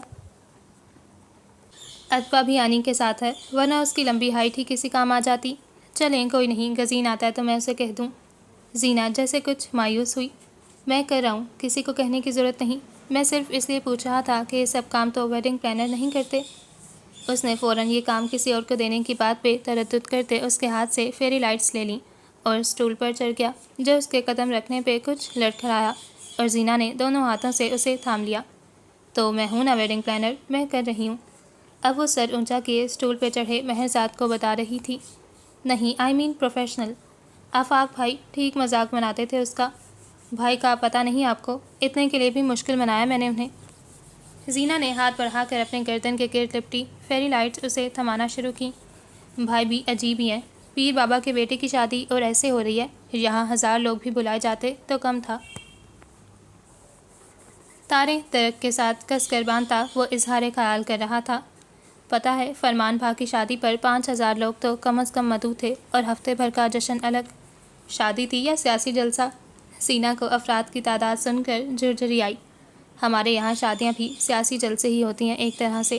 وہ مسکرایا۔ چلیں آپ اپنی شادی پر بلا لیجیے گا اتنے لوگ، اس نے تسلی دینا چاہی۔ ضرور۔ نظر جھکا کر اس نے نیچے کھڑی لڑکی کا چہرہ دیکھا اور جیسے حامی بھری۔ آپ آئی نہیں ملتان؟ ہم اتنا کہہ کر گئے تھے۔ اسے ایک اور بات یاد آ گئی۔ زینہ، یہ کیٹر نے بندہ بھیجا ہے، دیکھو کیا کہہ رہا ہے۔ ارے ہمارے شاہ صاحب کو کن کاموں پر لگا دیا تم نے؟ زینہ کے جواب دینے سے قبل آفاق وہاں نکلا اور مہرزاد کو اسٹول پر چڑھے دیکھ جملہ کسنا اپنا فرض سمجھا۔ مہرزاد میری مدد کر رہے ہیں، وہ سادگی سے کہتی کیٹر کی سمت مڑ گئی۔ آپ نے کبھی خود اٹھ کر پانی بھی پیا ہے برخوردار؟ کیوں شرمندہ کر رہے ہیں آفاق بھائی؟ اس نے اس طرف کا کام ہونے کے بعد اسٹول سے اترتے کچھ کفکی سے آفاق کو دیکھا۔ شکر ہے انہیں اس کی ٹانگ کھینچتے زینہ نے نہیں سنا تھا۔ اب شام ڈھل آئی تھی۔ وہ چھوٹا سا بنگلہ جگمگا رہا تھا، وہاں موجود لوگوں کی آنکھوں کی مانند، ان کی مسکراہٹوں کی مانند۔ زینہ، گزین بلا رہا ہے، تمہارے برقی کمکموں میں کچھ مسئلہ؟ رہبر سفید شلوار قمیض میں گریبان کے 2 بٹن بند کرتا مصروف سا اس دروازے کے سامنے رکا جس کے متعلق سمن نے اسے بتایا تھا کہ زینہ وہاں ہے، پر اندر کے منظر پر نظر جو بے ارادہ اٹھی تھی الجھ بیٹھی، کچھ ایسی الجھی کہ اس کے الفاظ غائب ہوئے۔ سنگھار میز کے سامنے رکھے چھوٹے سے اسٹول پر انکا بیٹھی تھی، مکمل تیار، شفون کے سرخ پیروں کو چھوتے انگ رکھے پر سرخ ریشمی دھاگے کا کام تھا جو تنگ کلائیوں تک آتے آستین، گلے اور دامن پر بہت اوپر تک کیا گیا تھا۔ دوپٹے کے بارڈر پر بھی ویسا ہی کام تھا اور دوپٹہ کچھ اس انداز سے سامنے سے گزار کر سیٹ کیا گیا تھا کہ کندھے پر موجود ہم رنگ بیلٹ چھپ جائے۔ بال کچھ گھنگریالے کر کے کھول رکھے تھے، گردن میں حلیمہ چاچی کا دیا ہوا بھاری گلوبند موجود تھا اور دونوں ہاتھوں میں 2 بھاری کنگن تھے اور اس کی دی ہوئی وہ ایک انگوٹھی۔ اس کے گرد گھر کی ساری بچیاں چھوٹا سا ہجوم لگائے کھڑی تھیں اور وہ ہاتھ میں پکڑے آئی شیڈو کٹ سے اپنے سامنے آنکھیں موندے کھڑی ختیجہ کی آنکھوں پر برش پھیر رہی تھی۔ وہ ایک مکمل منظر تھا، ایک خوبصورت منظر۔ وہ یوں ہی کھڑا رہتا اگر فضا اسے دیکھ کر اس کے پاس آ کر اس کا ہاتھ تھام کر اسے کھینچ کے ایک طرف متوجہ نہ کرتی تو۔ خواتین، آپ سب کی تیاری پوری نہیں ہوئی اب تک، نیچے سب مہمان آ گئے ہیں۔ فضا کی سمت مسکرا کر دیکھتے اس نے جیسے اعلانیہ سا سب کو اپنی طرف متوجہ کیا، حالانکہ آج کی اس تقریب میں مہمان تھا ہی کون۔ انکا نے نگاہ ختیجہ کے چہرے سے ہٹا کر اس کی سمت اٹھائی تو اسے اس کی آنکھوں کا کاجل نظر آیا، یعنی کہ آج پھر اس دشت کی حد بندی کا مکمل انتظام کر رکھا تھا۔ حالانکہ جو مسافر اس میں آ بھٹکا تھا اس نے جانا ہی کہاں تھا، وہ کہیں اور جانا چاہتا بھی کب تھا۔ میرا لپسٹک رہتا ہے بھائی، ختیجہ نے آنکھیں بند کیے ہوئے ہی دہائی دی۔ آنکھیں کھولتی تو میک اپ خراب ہونے کا خطرہ تھا۔ لاؤ میں لگا دیتا ہوں۔ اس نے ہاتھ آگے کرتے قدم بڑھایا۔ نہیں، تم خراب کر دو گی، اور وہ سیٹی سی آواز میں چیختی سنگھار میز سے جا لگی۔ 7 سالہ ختیجہ اپنے پختون لہجے میں بولتی کم اور چیختی زیادہ تھی۔ اب ان محترمہ سے تو کم ہی خراب کروں گا میں، کیوں فضا، تم لگاؤ گی نا؟ رہبر نے گردن جھکائے اپنی انگلی تھامے کھڑی فضا سے پوچھا، جس نے جھٹ اس بات میں سر ہلایا۔ 6 سالہ فضا اسلام سے بڑا فین رہبر عثمان کا دنیا میں کوئی نہیں تھا۔ اس نے آگے بڑھ کر سنگھار میز پر رکھی ایک لپسٹک اچک لی اور قریب ہی ایک اور اسٹول پر بیٹھتے فضا کو اپنے سامنے کھڑا کیا۔ کاٹن بڈ کی مدد سے ایک ہی لپسٹک سے اس نے اس کے ہونٹوں، آنکھوں اور گالوں کو گلابی رنگ سے سجا دیا اور پھر انگلیوں کی مدد سے جلد میں ٹھیک سے جذب کیا۔ فضا کا رنگین چہرہ دیکھ باقی سب بچیاں بھی رہبر کے گرد جمع ہوئیں، آنی بہت پھیکا پھیکا رنگ لگا رہی تھیں۔ ایک ہی لپسٹک سے سبھی کے چہرے رنگتے سب کو 5 منٹ میں خوش کر کے باہر بھیجا۔ سب ہو گیا یا آپ کا بھی کچھ رہتا ہے؟ اب وہ اس کی طرف متوجہ تھا، آنکھیں مسکاتی تھیں، لہجہ رقصاں تھا۔ بس 1 سیکنڈ۔ انکا نے جھک کر سنگھار میز کی نچلی دراز سے اپنے جوتے برآمد کیے، بہت نفیس سی سنہری ہیل۔ خاتون، رحم خود پر نہیں تو میرے حال پر ہی کر لیں، ایک کندھا پہلے بیلٹ میں جکڑا ہوا ہے اور آپ دوسرے کی تیاری میں ہیں۔ رہبر کو 4 انچ کی اس باریک ہیل سے خوف آیا۔ جوتوں کی ڈوری باندھتے اسے خوشمکی نظروں سے گھورتی وہ اٹھ کھڑی ہوئی، یعنی اسے لگتا تھا وہ ہیل میں نہیں چل سکتی۔ ایک قدم آگے آئی تو رہبر نے اپنی کوہنی تھامنے کو آگے بڑھائی۔ اس لیے نہیں تھام رہی کہ میں ہیل میں چل نہیں سکتی؟ کچھ چہرے کے زاویے بگاڑتے احسان دھرتے اس نے کوہنی تھام لی، پر ساتھ واضح بھی کر لیا، بس اس کا دل چاہ رہا تھا۔ مجھے آپ کی صلاحیتوں پر کبھی کوئی شک نہیں رہا میڈم۔ ساتھ چلتے وہ کمرے سے نکل آئے تھے۔ رہبر کے گھر کے لون میں اس وقت ویسی ہی رونق تھی جیسی کسی گھر میں خوشیاں اتر آئیں تو ہوتی ہے۔ وہاں موجود افراد کی وہ مختصر تعداد خوش تھی، باتیں، مسکراہٹیں اور کہکہے۔ باغیچے میں جگہ جگہ کہیں رسیاں رکھی گئی تھیں تو کہیں گھاس پہ گاؤ تکیے بچھے تھے۔ سب اپنی اپنی سہولت سے اپنی مرضی کی جگہ پر بیٹھے خوش کلامیوں میں مصروف تھے۔ ان سب کے درمیان بچیوں اور زینہ کا وہ چھوٹا سا ٹولہ، ڈف، چھوٹی سی ڈھولک ہاتھ میں لیے عبداللہ کی گائے گانے پر اپنی اپنی مرضی کے رقص کے سٹیپ کرتے خوب ہلا گلا کر رہے تھے۔ سب بچیوں کے رنگ برنگ کے غراروں جیسا ہی غرارہ زینہ نے بھی سفید رنگ میں زیب تن کیا ہوا تھا۔ اتبا نے یہ کہہ کر یہ تھیم فالو نہیں کی تھی کہ اس کے پیر غرارے کے پاؤنچوں میں اٹک کر اسے گراتے رہیں گے، اور وہ زخمی ہونا نہیں چاہتی۔ وہ چوڑی دار اور لمبی قمیص میں ملبوس تھی۔ عبداللہ کے گائے گانے کے بول جشن کی ترجمانی نہیں کرتے تھے، پر اس کا انداز کرتا تھا۔ فارسی بولنے والے جشن میں بھی حزن کو یاد کر سکتے تھے، اسے خوشیوں میں ڈھال لیتے تھے۔ تمہاری آنکھوں میں ٹوٹے تاروں کی چمک ہے اور آسمان ان آنکھوں میں آ سمایا ہے۔ زینہ گھاس پر گھٹنوں کے بل بیٹھی، بچوں کے قد کے برابر آتی انہی کے انداز میں ہاتھوں کو حرکت دیتی مسلسل ہنس رہی تھی۔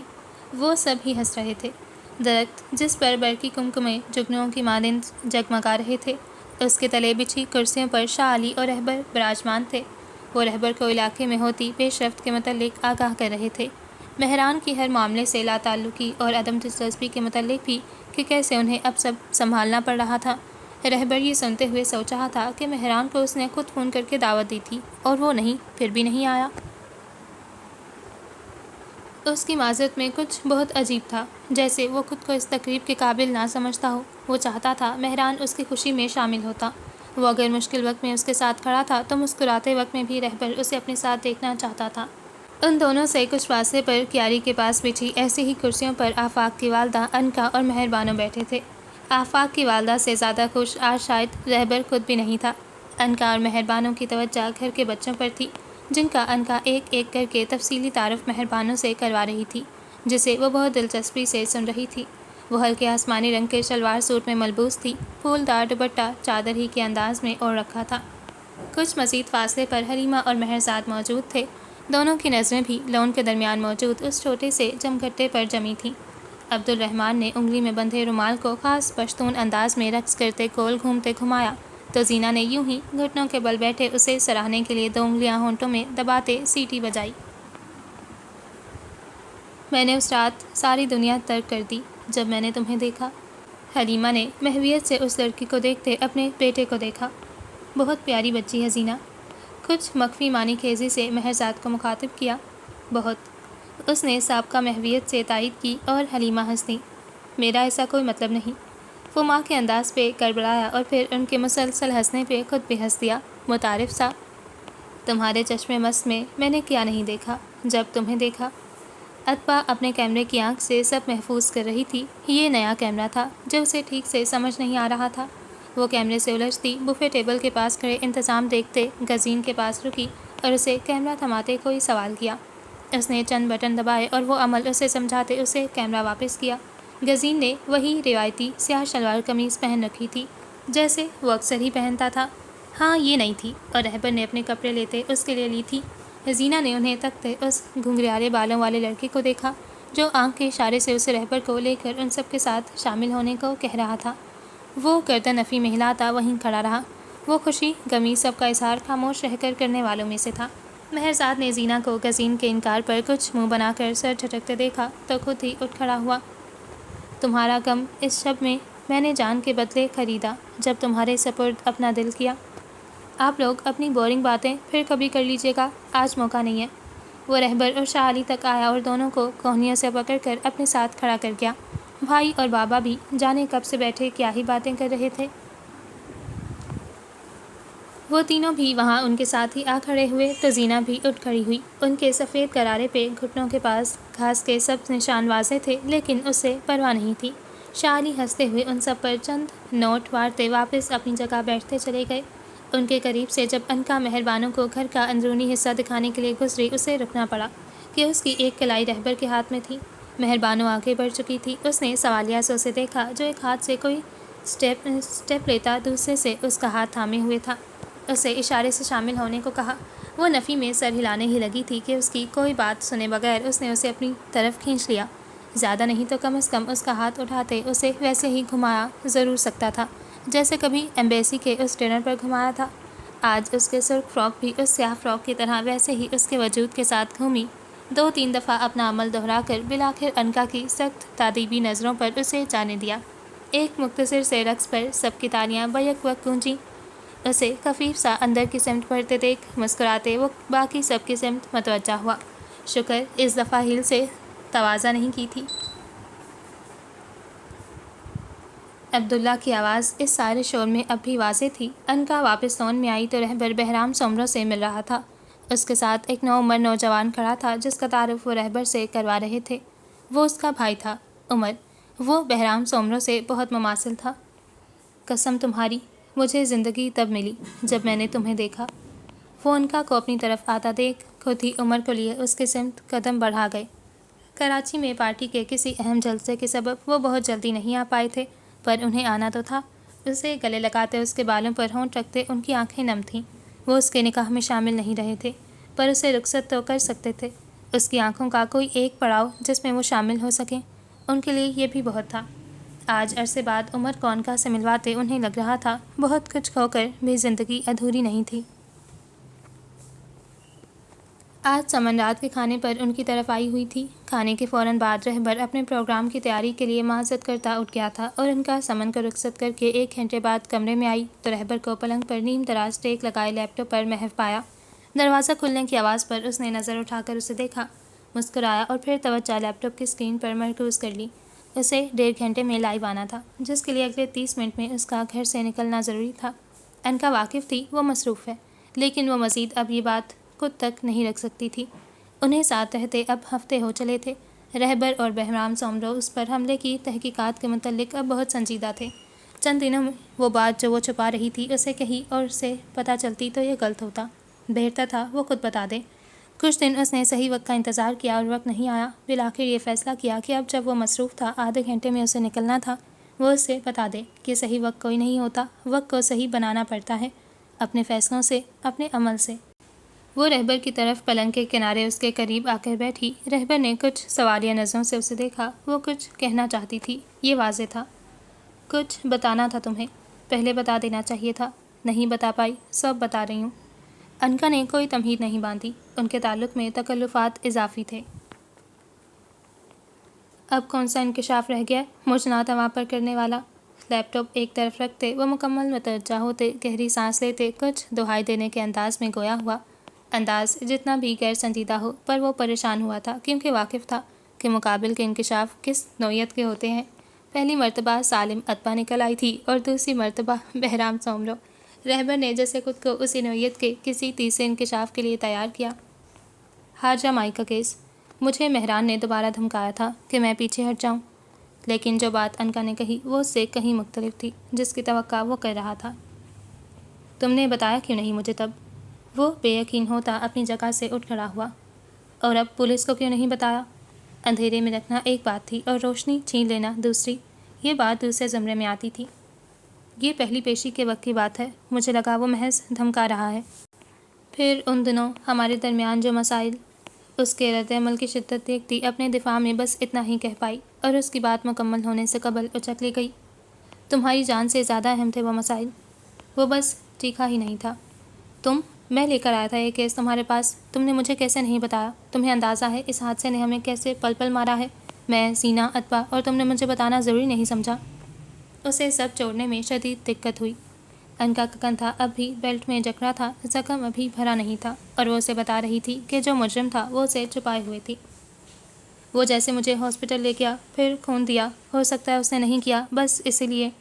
رہبر کے لہجے میں اپنے لیے مایوسی محسوس کرتے اندر کوئی گوشۂ دل تاریک ہوا تھا۔ تمہارے باپ نے پورے صوبے کی پولیس کو پاگل کیا ہوا اس کیس کے پیچھے، اور تم اتنی اہم لیڈ چھپا کر بیٹھی ہو۔ مجھے یقین نہیں آ رہا کہ تم یہ کر سکتی ہو۔ اس کے ٹھیک بازو کی کوہنی تھامے سختی سے کہتے انکا کو بات کی سنجیدہ نوعیت کا احساس دلانا چاہا۔ وہ اپنی جان کو اتنا معمولی کیسے گردان سکتی تھی؟ شاید اس لیے کیونکہ اس نے رہبر کو اس کے دائم ہجر کے خدشے کے تحت خود زندگی سے انکاری ہوتے نہیں دیکھا تھا۔ میری غلطی ہے، مجھے تمہیں انوالو ہی نہیں کرنا چاہیے تھا، پتہ نہیں کیا سوچ رہا تھا میں۔ اسے اب انکا کی بجائے خود پر غصہ آیا، شدید غصہ۔ یہ ایک عمل تھا جس پر وہ روز اول سے پچھتا رہا تھا، جو ہر بار اسے مزید پشیمان ہونے پر مجبور کر دیتا تھا۔ اور میں گدھوں کی طرح اسے اپنے ریسیپشن پر بلا رہا تھا، تم نے میرے ساتھ اچھا نہیں کیا۔ ہر بات غصہ یاد دلاتی تھی، ہر بات پر طے آتا تھا۔ I am sorry. اس دفعہ اس نے کوئی تعویل نہیں دی۔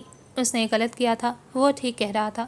اپنے ہاتھوں میں اس کے دونوں ہاتھ تھامتے رہبر کی آنکھوں میں دیکھا اور وہ 3 لفظ کہے جن کے شاید معنی اس کے معنی سے کہیں ہلکے تھے، پر فی الوقت اس کا نادم ہونا یہی جتا سکتے تھے۔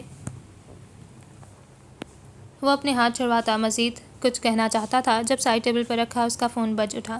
یہ کزین کا فون ہوگا، وہ جانتا تھا، اور یہ اطمینان کرنے کے لیے کیا گیا ہوگا کہ وہ روانہ ہو گیا ہے۔ مجھے جانا ہے، but we are not done. بلکہ رکو، مجھے آج بتا ہی دو، مزید کیا کچھ چھپایا ہوا ہے تم نے؟ واللہ میں آئے روز کے جھٹکوں کا متحمل نہیں ہو سکتا۔ وہ ارادہ بدل کر ہاتھ باندھے اسے سوالیہ نظروں سے دیکھتا رک گیا۔ براہ راست پروگرام کو دیر ہو رہی تھی تو ہوتی رہے، پر یہ سوال اسے اب کر لینا چاہیے تھا، بہت ہو گیا تھا۔ جواب میں اسے اس کے خفگی بھرے چہرے کو دیکھتے دھیرے سے نفی میں سر ہلایا اور رہبر کا گھوما ہوا سر مزید گھوم گیا۔ نہیں بتاؤ گی؟ یعنی حد ہو گئی تھی اب۔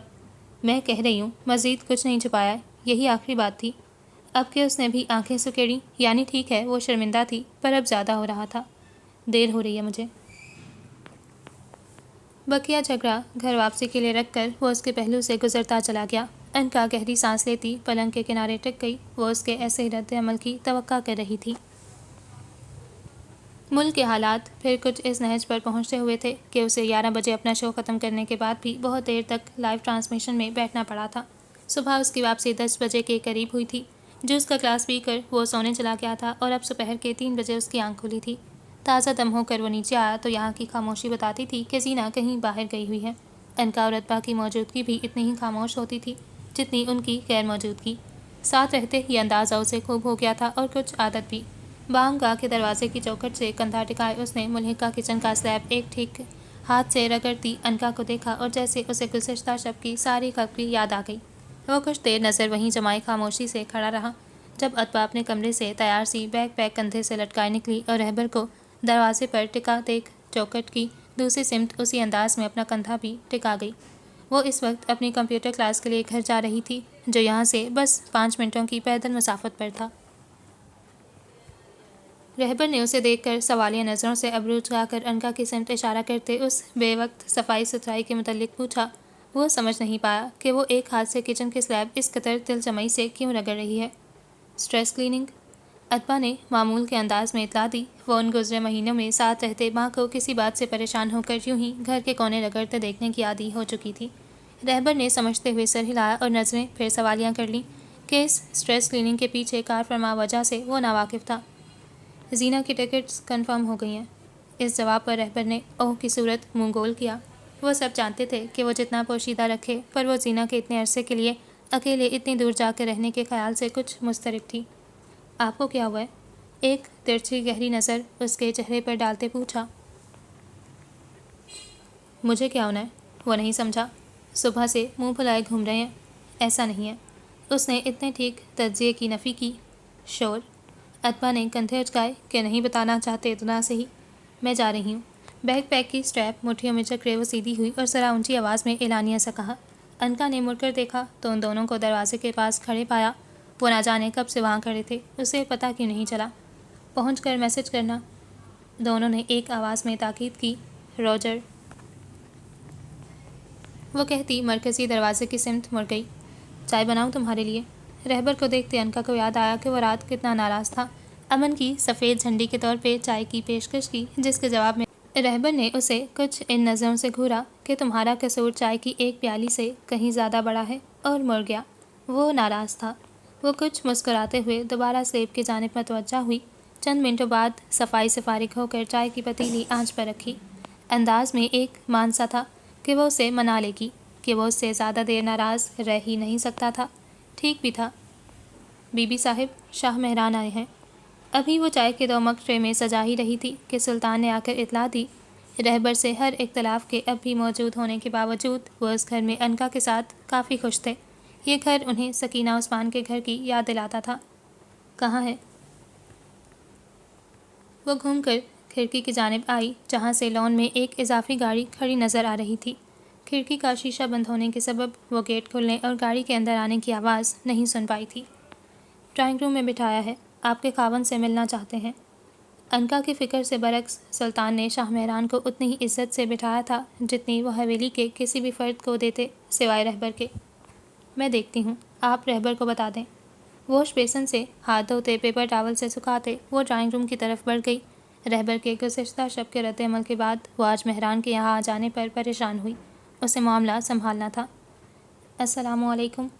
مہران جو سنگل صوفے پر کچھ غیر آرام دہ سا بیٹھا ارد گرد کا جائزہ لے رہا تھا، اسے دیکھ اٹھ کھڑا ہوا۔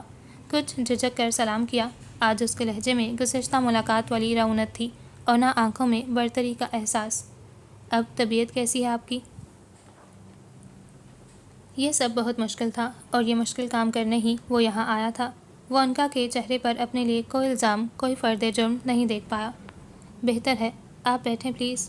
انکا نے بیٹھنے کی پیشکش کی۔ ابھی وہ دونوں مقابل رکھے صوفے پر بیٹھے ہی تھے کہ راہداری میں قدموں کی تیز چاپ ابھری اور اگلے لمحے دروازے سے رہبر داخل ہوا، کچھ پریشان اور بہت برہم سا۔ کیسے ہو رہبر؟ وہ دونوں اسے دیکھ پھر اٹھ کھڑے ہوئے، جس کا ہر انداز بتاتا تھا کہ وہ واقف ہے۔ مہران نے ایک نظر انکا کو دیکھا۔ وہ اسے بتا چکی تھی۔ یہ الجھن اسے اب بھی تھی کہ وہ اب تک بھی چپ کیوں رہی تھی۔ میرے گھر کیوں آئے ہو تم؟ اس کا سوال نظر انداز کرتا وہ اتنی ہی برہمی سے اس کی سمت بڑھا تھا جب انکا نے درمیان میں آ کر اسے مہران سے 4 قدم دور روک لیا۔ بیٹھ کر بات کر لیں، زیادہ وقت نہیں لوں گا تمہارا۔ مہران کا انداز ایسا تھا جیسے ابھی ایک لمحہ قبل رہبر عثمان نے اس پر اس کی جان لینے کی خواہش میں چپٹنے کی کوشش نہیں کی تھی۔ انکا اس کا بازو سختی سے تھامے کھڑی تھی اور وہ شخص جس نے اس کے ساتھ وہ سب کیا تھا اور سب کرنے کے بعد اسے دھوکہ بھی دیتا رہا تھا، اس کے سامنے کھڑا اس سے بات کرنے کی خواہش ظاہر کر رہا تھا۔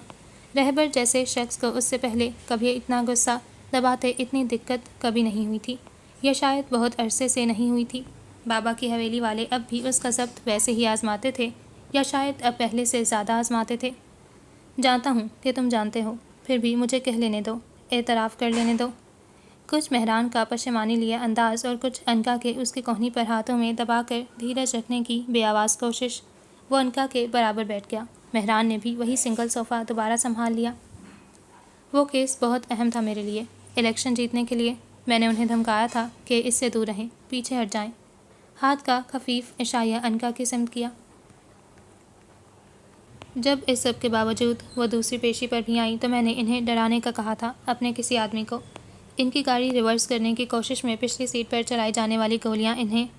میں نے تو ڈرانے کے لیے بھی فائرنگ کا کوئی حکم نہیں دیا تھا، اور مجھے علم بھی نہیں تھا کہ تمہاری۔ خیر وضاحتیں بہت ہیں اور سب بے معنی ہیں۔ غلطی میری ہے، میں قبول کرنے کو تیار ہوں۔ وہ کوہنیاں گھٹنوں پر رکھے اپنے ہاتھوں کو دیکھتے بات کر رہا تھا، کچھ سر بھی جھکا سا تھا۔ لمحے بھر کے لیے سر اٹھایا اور ان 2 لوگوں کو دیکھا جن کا وہ مجرم تھا۔ یہاں سے واپسی پر میں تھانے جا کر قبول کر لوں گا سب، پہلے تمہیں بتانے آیا تھا، تمہارا حق تھا کہ میں تمہیں خود بتاؤں۔ سامنے بیٹھے اس برہم سے شخص کو دیکھتے یہ احساس شاید پہلی مرتبہ ہو رہا تھا کہ وہ اس کا بھائی تھا۔ اس سے پہلے اس نے کبھی اسے اپنے خاندان کا فرد تک نہ مانا تھا، اور آج اتنا کچھ غلط کر لینے کے بعد یوں مجرموں کی طرح اس کے سامنے سر جھکا اعتراف کرتے ہوئے مہران کے دل میں خواہش جاگی کہ وہ بڑھ کر اسے گلے لگا لے۔ یہ ایک رشتہ قبول کرنے میں اسے کتنا زیادہ وقت لگ گیا تھا، اور اس دوران اس سے کتنا کچھ غلط ہو گیا تھا۔ میرے حقوق کی بات مت کرو مہران، تم یہ ذکر کرتے اچھے نہیں لگتے، اور یہ اعتراف جرم نہیں پہنچائے گا اب تمہاری الیکشن کمپین کا نقصان۔ اس کا ضبط بس اتنا تھا کہ وہ وہاں بیٹھا تھا اور مہران کو گریبان سے پکڑ کے اپنے گھر سے نہیں نکال رہا تھا، اسے اپنی بیوی کے گرد برداشت کر رہا تھا جس کی وہ اتنی شدید تکلیف کا باعث بنا تھا۔ اس سے زیادہ وہ نہیں کر سکتا تھا، اپنے بازو پر موجود انکا کے التجائیہ لمس کے باوجود۔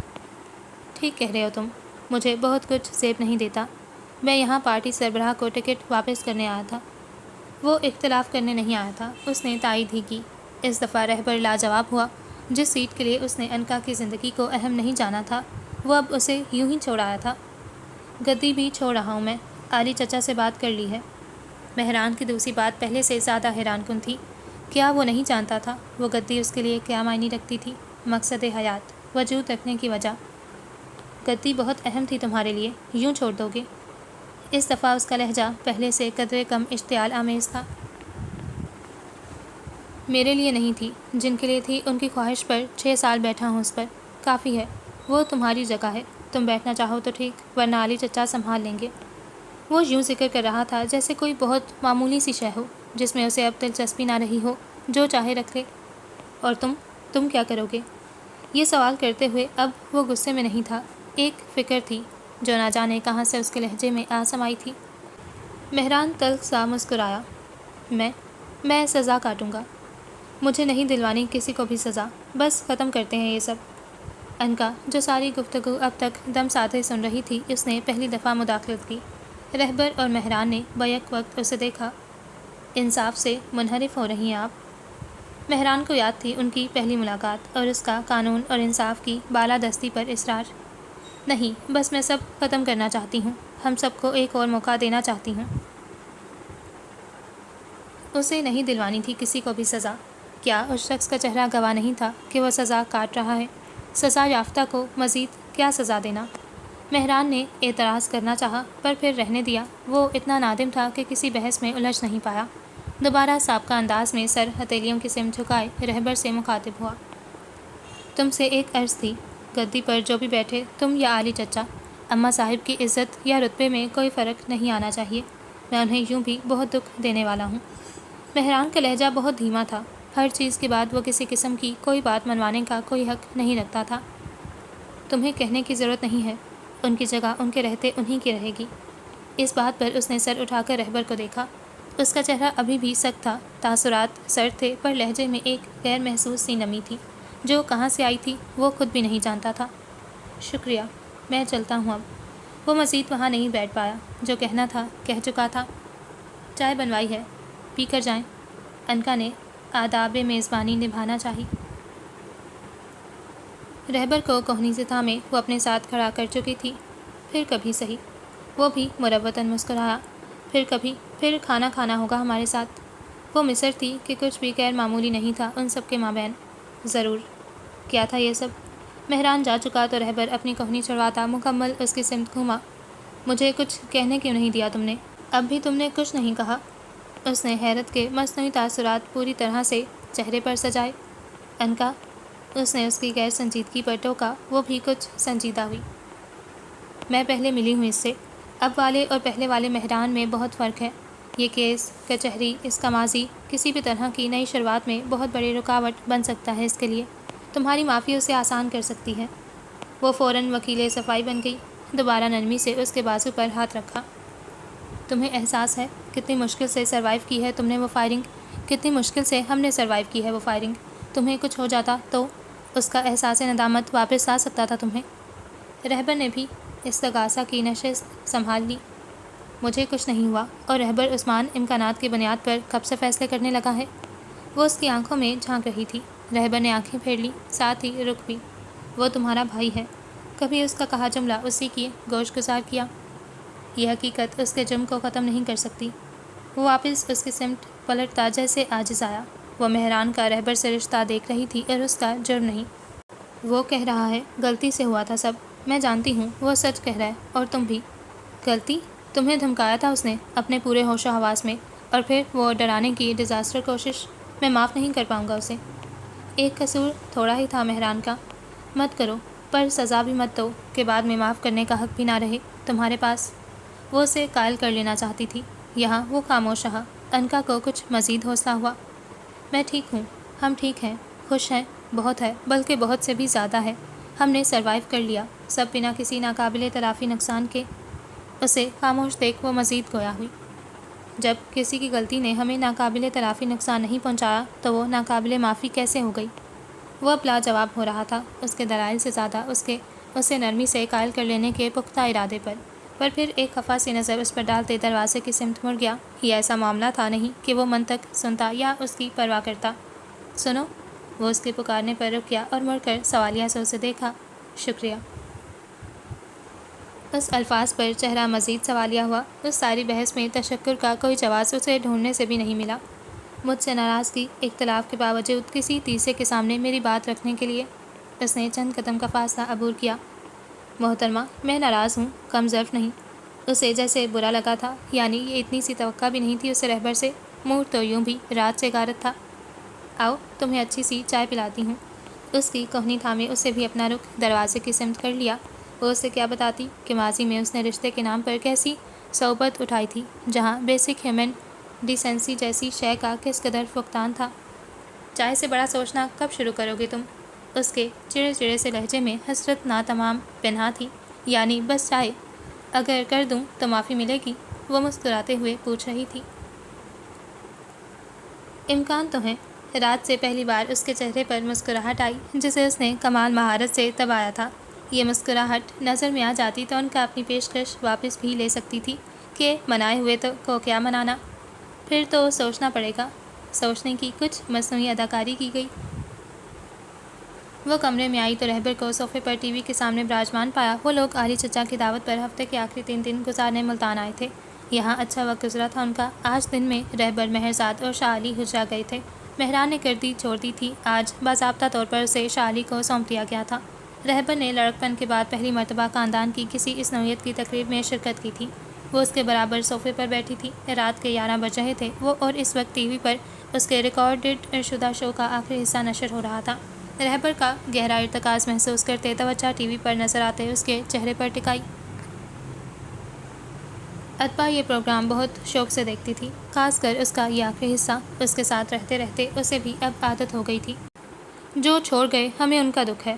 ہم اس بات پر زور دے رہے ہیں کہ جانے والوں کے سبب برین ڈرین کی مد میں ملک کو کتنا نقصان ہوا ہے۔ اس گنتی میں ہم وہ لوگ کیوں بھول جاتے ہیں جنہیں یہاں رہتے رہنے کی خواہش کی پاداش میں قتل کیا گیا؟ وہ دماغ جو ملک سے باہر کیا اب کہیں بھی کوئی خدمت سر انجام نہیں دے سکتے۔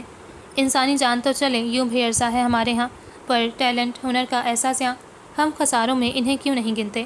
خیر، جو مارے گئے، جو چلے گئے، انہیں چھوڑ کر جو موجود ہیں، جو زندہ ہیں، جی تو وہ بھی نہیں پا رہے، کیونکہ اس ملک میں آزادی ہے، قتل کرنے کی آزادی، کفر کے فتوے لگانے کی آزادی، دیگر مذاہب اور اقلیتوں کی بے حرمتی کی آزادی، اور سب سے بڑھ کر زندہ لوگوں کو جینے نہ دینے کی آزادی۔ ہم آزاد ہیں۔ آپ سب کو یوم آزادی مبارک ہو۔ جذبات سے ماروا حقائق بیان کرتا، وہ لفظوں کی کار سے ناظر کے ذہن پر سوچ کے چیرے لگاتا گفتگو سمیٹ کر تخلیہ کر گیا۔ انکا ریموٹ اٹھا کر آواز بند کرتے برابر بیٹھے شخص کی سمت متوجہ ہوئی۔ زینہ کے جانے سے پریشان ہو تم؟ وہ رہبر سے مخاطب ہوئی جو کچھ زیادہ ہی گہرے دھیان میں تھا۔ دھیان ٹوٹا؟ ڈنر ٹیبل پر تم مسلسل اسے دیکھ رہے تھے، ایسے ہی کچھ سوچتے ہوئے۔ نہیں، پریشان نہیں ہوں، اس کے جانے سے تو بالکل نہیں، بلکہ خوش ہوں، مجھے فخر ہے اس پر۔ وہ گہرا سانس لیتے مسکرایا۔ کیا وہ چہرے سے اتنا مضطرب دکھ رہا تھا؟ پھر کچھ نہیں، بس چاچی کی کہی بات سوچ رہا تھا۔ حلیمہ نے یوں ہی باتوں باتوں میں زینہ کے لیے مہرزاد کے نسبت کی خواہش کا اظہار کر دیا تھا۔ تب وہاں صرف انکا اور رہبر تھے۔ وہ دونوں ایک دوسرے کو دیکھتے رہ گئے تھے اور وہ بات بدل گئی تھی، جیسے بس انہیں آگاہ کرنا مقصد تھا کہ وہ کیا سوچ رہی ہیں، یا وہ جب زینہ کے لیے کچھ سوچیں تو ان کے بیٹے پر بھی غور کریں، ایسا کچھ۔ زینہ چھوٹی ہے ابھی۔ رہبر کو یہ بات بالکل پسند نہیں آئی تھی، پر تب وہ کچھ کہہ نہیں پایا تھا۔ وہ اس کے شفون کے دوپٹے کے سرے کو ہتھیلی پر لپیٹتے اور کھولتے کہہ رہا تھا۔ وہ شادی کا نہیں کہہ رہی، بس اپنی خواہش بتا رہی تھی۔ انکا نے ٹالنا چاہا، ابھی بہت وقت تھا۔ اپنی یا اپنے بیٹے کی؟ اسے بیٹے پر ہی غصہ تھا جیسے۔ نظر اب بھی ہتھیلی اور پلو کے کھیل پر جھکی تھی۔ بیٹے کی اگر ہو تو تمہیں کیا مسئلہ ہے؟ اس کے چہرے کا کڑوا سا زاویہ دیکھ وہ مسکرائی۔ نہیں ہونی چاہیے، اٹس ٹو ارلی۔ اور پھر قطعیت بہت واضح تھی۔ تو ہم بھی ابھی کوئی بات نہیں کر رہے زینہ سے، اسے واپس آ جانے دو، پھر بتا دیں گے آگے کہ ایک آپشن بھی ہے، پھر وہ خود فیصلہ کرے۔ اس کی بات مکمل ہونے سے قبل ہی اچکلی بی بی کہا کرتی تھی، جس بلا میں 3 پہر اس سے کیسا ڈر، یہاں تو بات پہروں سے نکل کر سالوں پر محیط ہو گئی تھی، اور پھر یہ ذکر ایسی کوئی بلا تھی بھی نہیں۔ اسے لے کر میں یوں ہی کسی پر بھروسہ نہیں کر سکتا، اپنے خاندان پر تو بالکل نہیں۔ رہبر کے ذہن میں اس وقت بہت سے اندیشے جیسے ایک ساتھ موجود تھے۔ تمہیں ضرورت بھی نہیں ہے، مجھے یقین ہے، وقت آنے پر اپنے لیے بہترین فیصلہ لے گی، اسے انسانوں کی پرکھ ہے، تم خواہ مخواہ سر پر سوار مت کرو۔ اور رہی تمہاری فیملی، اچھے لوگ ہیں تمہارے خاندان والے، مجھے تو بہت اچھے لگے۔ اس کی بات سنتے رہبر نے اس کی قمیض کے گول گلے سے واضح ہوتا اس کے کندھے پر موجود وہ زخم کا منتمل نشان دیکھا جو اس کے خاندان کو اچھا کہہ رہی تھی۔ تم ابھی باقیوں سے ملی کہاں ہو؟ اسے اتنی جلدی فیصلہ دے دینے پر جیسے ٹوکا۔ منور بیگم، بابا کا ایکسیڈنٹ، خاندان اچھا تھا، وہ نہ ہی ملتی۔ مجھے اندازہ نہیں تھا تم زینہ کو لے کر اتنے اوور پروٹیکٹیو ثابت ہو گئے اس معاملے میں۔ ہر بات سرسری لینے والا رہبر اس سرسری بات کو گرہ لگائے بیٹھ گیا تھا۔ تمہارے والد محترم اب بھی جہاں ملتے ہیں کالر ٹھیک کرنے کے بہانے تمہارے حوالے سے دھمکانا نہیں بھولتے مجھے۔ وہ اس ذکر پر ہنستی۔ آج کل وہ بہت ہنستی تھی۔ تم بھی ان کے جیسا بننا چاہتے ہو؟ وہ ان کی موجودگی میں خوب جزبز ہوتا تھا۔ نہیں، مجھے لگتا ہے وہ جتنا بنتا ہے اس سے بہت کم کرتے ہیں، یہ بہت مشکل ہے۔ گردن صوفے پر پیچھے کی طرف ڈھلکاتے اس نے جیسے اعتراف کیا، بہرام سومرو غلط نہیں تھے۔ اور اس معاملے کو لے کر رہبر اتنا سنجیدہ ہو گیا تھا کہ اگلے روز ہی مہرزاد کے کمرے میں جب دونوں تنہا تھے وہ موقع پا کر ذکر چھیڑ بیٹھا تھا۔ بہت سیدھا، بہت واضح پہلا سوال اس نے اس کی چچی کی اس خواہش سے واقف ہونے کا کیا تھا، اور دوسرا اس میں اس کی مرضی شامل ہونے سے متعلق۔ مہرزاد کو یوں اچانک کے ٹہرے میں کھینچ لیے جانے کی امید نہ تھی، پر وہ پھر بھی ہر بات کا اقبال جرم سا جواب سر جھکا کر دے گیا تھا۔ ان کی ہاں روایت نہیں تھی کہ خواتین کا ذکر اس حوالے سے آنکھوں میں آنکھیں ڈال کر کیا جائے، اور وہ بھی ان کے بھائیوں سے۔ زینہ کے لیے تم میرا انتخاب کبھی نہ ہوتے، پر یہ میرا کرنے والا فیصلہ نہیں ہے، رہبر نے سنگل صوفے پر سر جھکا بیٹھے اس روایتی سے لڑکے کو کہا۔ اگلے لمحے جس نے سرت سے سر اٹھایا، وہ آپ کے مشورے کے بغیر کبھی کوئی فیصلہ نہیں لے گی۔ اسے اندازہ نہیں تھا کہ اسے یوں پہلے پڑاؤ پر ہی واپسی کا عندیہ دے دیا جائے گا۔ رہبر سے وہ خائف تھا، پر یوں رد کیا جانا۔ وہ نہ بھی پوچھے، میں تب بھی اسے اپنا فرض سمجھ کر بتاؤں گا کہ تمہارے عالی چچا، چاچی اور مہربانوں کے علاوہ وہ فرق کو کس قدر اہمیت دینے والے لوگ ہیں۔ لوگ ختم ہو جاتے ہیں، پر ان پر لگائے لیبل نہیں مٹتے، وہ سنبھال لیتے ہیں اگلی نسل کے ماتھوں پر چسپاں کرنے کے لیے۔ بابا کی اس قدر محبت کے باوجود میں زینہ کے لیے امی جیسی زندگی نہیں چاہوں گا۔ محبت ہر بار کافی نہیں ہوتی۔ وہ لمحے بھر کے لیے گنگ ہوا۔ رہبر نے بہت صاف کوئی سے اس تک اپنے اعتراضات پہنچائے تھے۔ وہ کوئی ابہام نہیں رکھنا چاہتا تھا، بس سوائے اس ایک ذکر کے۔ گاؤں میں ہونے والی آج کی تقریب میں وہ عالی چچا کے بہت مرضی کے باوجود خواتین کا وہاں جانا محض اسی لیے ٹال گیا تھا کہ وہاں کے لوگوں کا تجسس اس حویلی میں موجود سوال کرتی نظریں زینہ کے مندمل ہو چکے زخم ادھیڑ نہ دیں۔ وہ بہت احتیاط کرتا تھا، ہمیشہ کرتے رہنا چاہتا تھا، پر کیا ایسا ممکن بھی تھا؟ آپ بھی تو اسی خاندان کا فرد ہیں، آپ کے لیے تو کافی تھی محبت ہر فرق کے بعد۔ وہ دلیل میں اس کی کہانی گھسیٹ لایا۔ رہبر کی نظریں مہرزاد کے چہرے پر ہی تھیں۔ ایسی ایک بحث اس نے کبھی اس سے اپنی بہن کے لیے کی تھی، آج زینہ کے لیے کر رہا تھا۔ وہ انہی لوگوں کے لیے لڑتا تھا جو اسے عزیز تھے، جن سے اسے محبت ہوتی تھی۔ امی کی وجہ سے میری جڑیں وہاں اتنی مضبوط کبھی نہیں رہیں کہ مجھے یہ سب سوچنا پڑے، خاص کر بابا کے بعد۔ چاچا چاچی حیات ہیں، اللہ انہیں زندگی دے، تمہیں پڑے گا، تم میرے جتنی آسانی سے حویلی یا حویلی والوں کو اپنی زندگی سے الگ نہیں کر سکتے۔ رہبر کا انداز کچھ دھیما ہوا۔ کم عزیز اسے مہرزاد بھی نہیں تھا، مگر مجھے سمجھ نہیں آ رہا، آپ زینہ سے محبت زیادہ ہے یا حویلی والوں سے نفرت، اور اس سب میں میرا قصور کہاں نکلتا ہے بھائی؟ وہ الجھا ہوا خفا خفا سا سوال کر رہا تھا۔ اگر بات صرف خاندان یا حیثیت کے فرق کی ہوتی تو مجھے شاید اپنے تحفظات نہ ہوتے، تمہاری محبت کی سچائی پر اعتبار کر لیتا میں، اور وہ خود بھی اتنی مضبوط ہے کہ اسے فرق نہ پڑتا، پر وہ حادثہ، کورٹ کیس، تمہیں اندازہ بھی نہیں ہے کتنا دشوار سفر رہا ہے اس کا، کتنی محنت کی ہے اس نے۔ ہاں آج وہ بہت بہادر ہے، ہر طرح کے حالات کا مقابلہ کر سکتی ہے، پر ان میں سے کسی بھی بات کا یہ مطلب نہیں نکلتا کہ وہ تمام عمر ایسے لوگوں کے گرد گزارے جو اس کی ذات کو گھٹا کر محض اس ایک نقطے تک محدود کر دیں۔ اور اس نے اب کھل کر کہہ دیا تھا، وہ آخری بات بھی، وہ اہم اعتراض بھی۔ اسے بہت سے تحفظات تھے اور وہ اتنے بھی عبث نہ تھے۔ مہرزاد پھر گنگ ہوا تھا، اور جب گویا ہوا تو لہجے میں مایوسی تھی اور تکلیف تھی۔ آپ کو لگتا ہے میں بے خبر ہوں یا مجھے فرق پڑتا ہے؟ کیا بھائی اسے اس قدر سطحی سمجھتے تھے؟ بات صرف تمہاری نہیں ہے مہرزاد، وہ اسے کل سے الگ نہیں دیکھ پا رہا تھا۔ بات میری کیسے نہیں ہے بھائی؟ اسے شاید صرف سنائی نہ دیا۔ خیر، اپنی بات رکھنے کا حق مجھے ہے، یہ آپ مجھ سے نہیں چھین سکتے، کوئی نہیں چھین سکتا۔ وہ بحث سمیٹ گیا۔ وہ حوصلہ شکنی پر بنا کوئی کوشش دستبردار ہونے کا کوئی حوصلہ نہیں رکھتا تھا۔ اسے عمر پچھتاووں کی نظر نہیں کرنی تھی۔ وہ پڑھ رہی ہے ابھی، اسے ڈسٹرب مت کرو۔ رہبر نے کچھ غیر آرام دہ ہو کر اس کی عزت دیکھی۔ میں انتظار کر لوں گا۔ ابھی کی بات ہی کون کر رہا تھا؟ کر سکتے ہو، بنا کسی مثبت جواب کی گارنٹی کے۔ رہبر نے کسوٹی پھینکی۔ ہاں کر سکتا ہوں۔ اس نے قبول کر لی۔ ضمانت چاہیے ہی کسے تھی، بس اپنی عرض رکھنے کی ایک اجازت درکار تھی۔ میں چاہوں گا جب تم اس سے سوال کرو تو کسی قابل بن کر کرو، فی الحال تمہارا فوکس تمہارا کیریئر ہونا چاہیے مہرزاد۔ وہ سیدھا ہوتا بیٹھا، بات ختم کی۔ کب روانگی ہے؟ 3-4 ہفتوں میں۔ حالت جنگ میں موجود اعصاب کچھ ڈھیلے ہوئے۔ بھائی ناراض نہیں تھے۔ جا کہاں رہے ہو؟ پر اگلے سوال پر وہ پھر گڑبڑایا۔ اگر ابھی اتنی نصیحت کے بعد وہ بتا دیتا کہ وہ ہیگ ہی جا رہا ہے۔ سچ شکر کہ شاہ علی نے بروقت کمرے میں قدم رکھتے اسے اس مشکل سے بچا لیا۔ ٹھیک ہے، میری غیر موجودگی میں تم دونوں کی بہت دوستی ہو گئی ہے، پر اب مجھے جلن ہو رہی ہے لڑکوں۔ وہ رہبر کے برابر آ کر بیٹھتے کچھ گلہ آمیز انداز میں گویا ہوئے۔ رہبر بھی مسکراتے ان کی سمت متوجہ ہو گیا۔ مہرزاد کی سانس بحال ہوئی۔ بتانا تو تھا اسے، بس یہ تھا کہ اس گفتگو کے بعد بتانا مضر صحت ثابت ہو سکتا تھا۔ نیم تاریک کمرہ جماعت میں روشنی کا واحد ذریعہ پروجیکٹر کی نلاہٹ تھی۔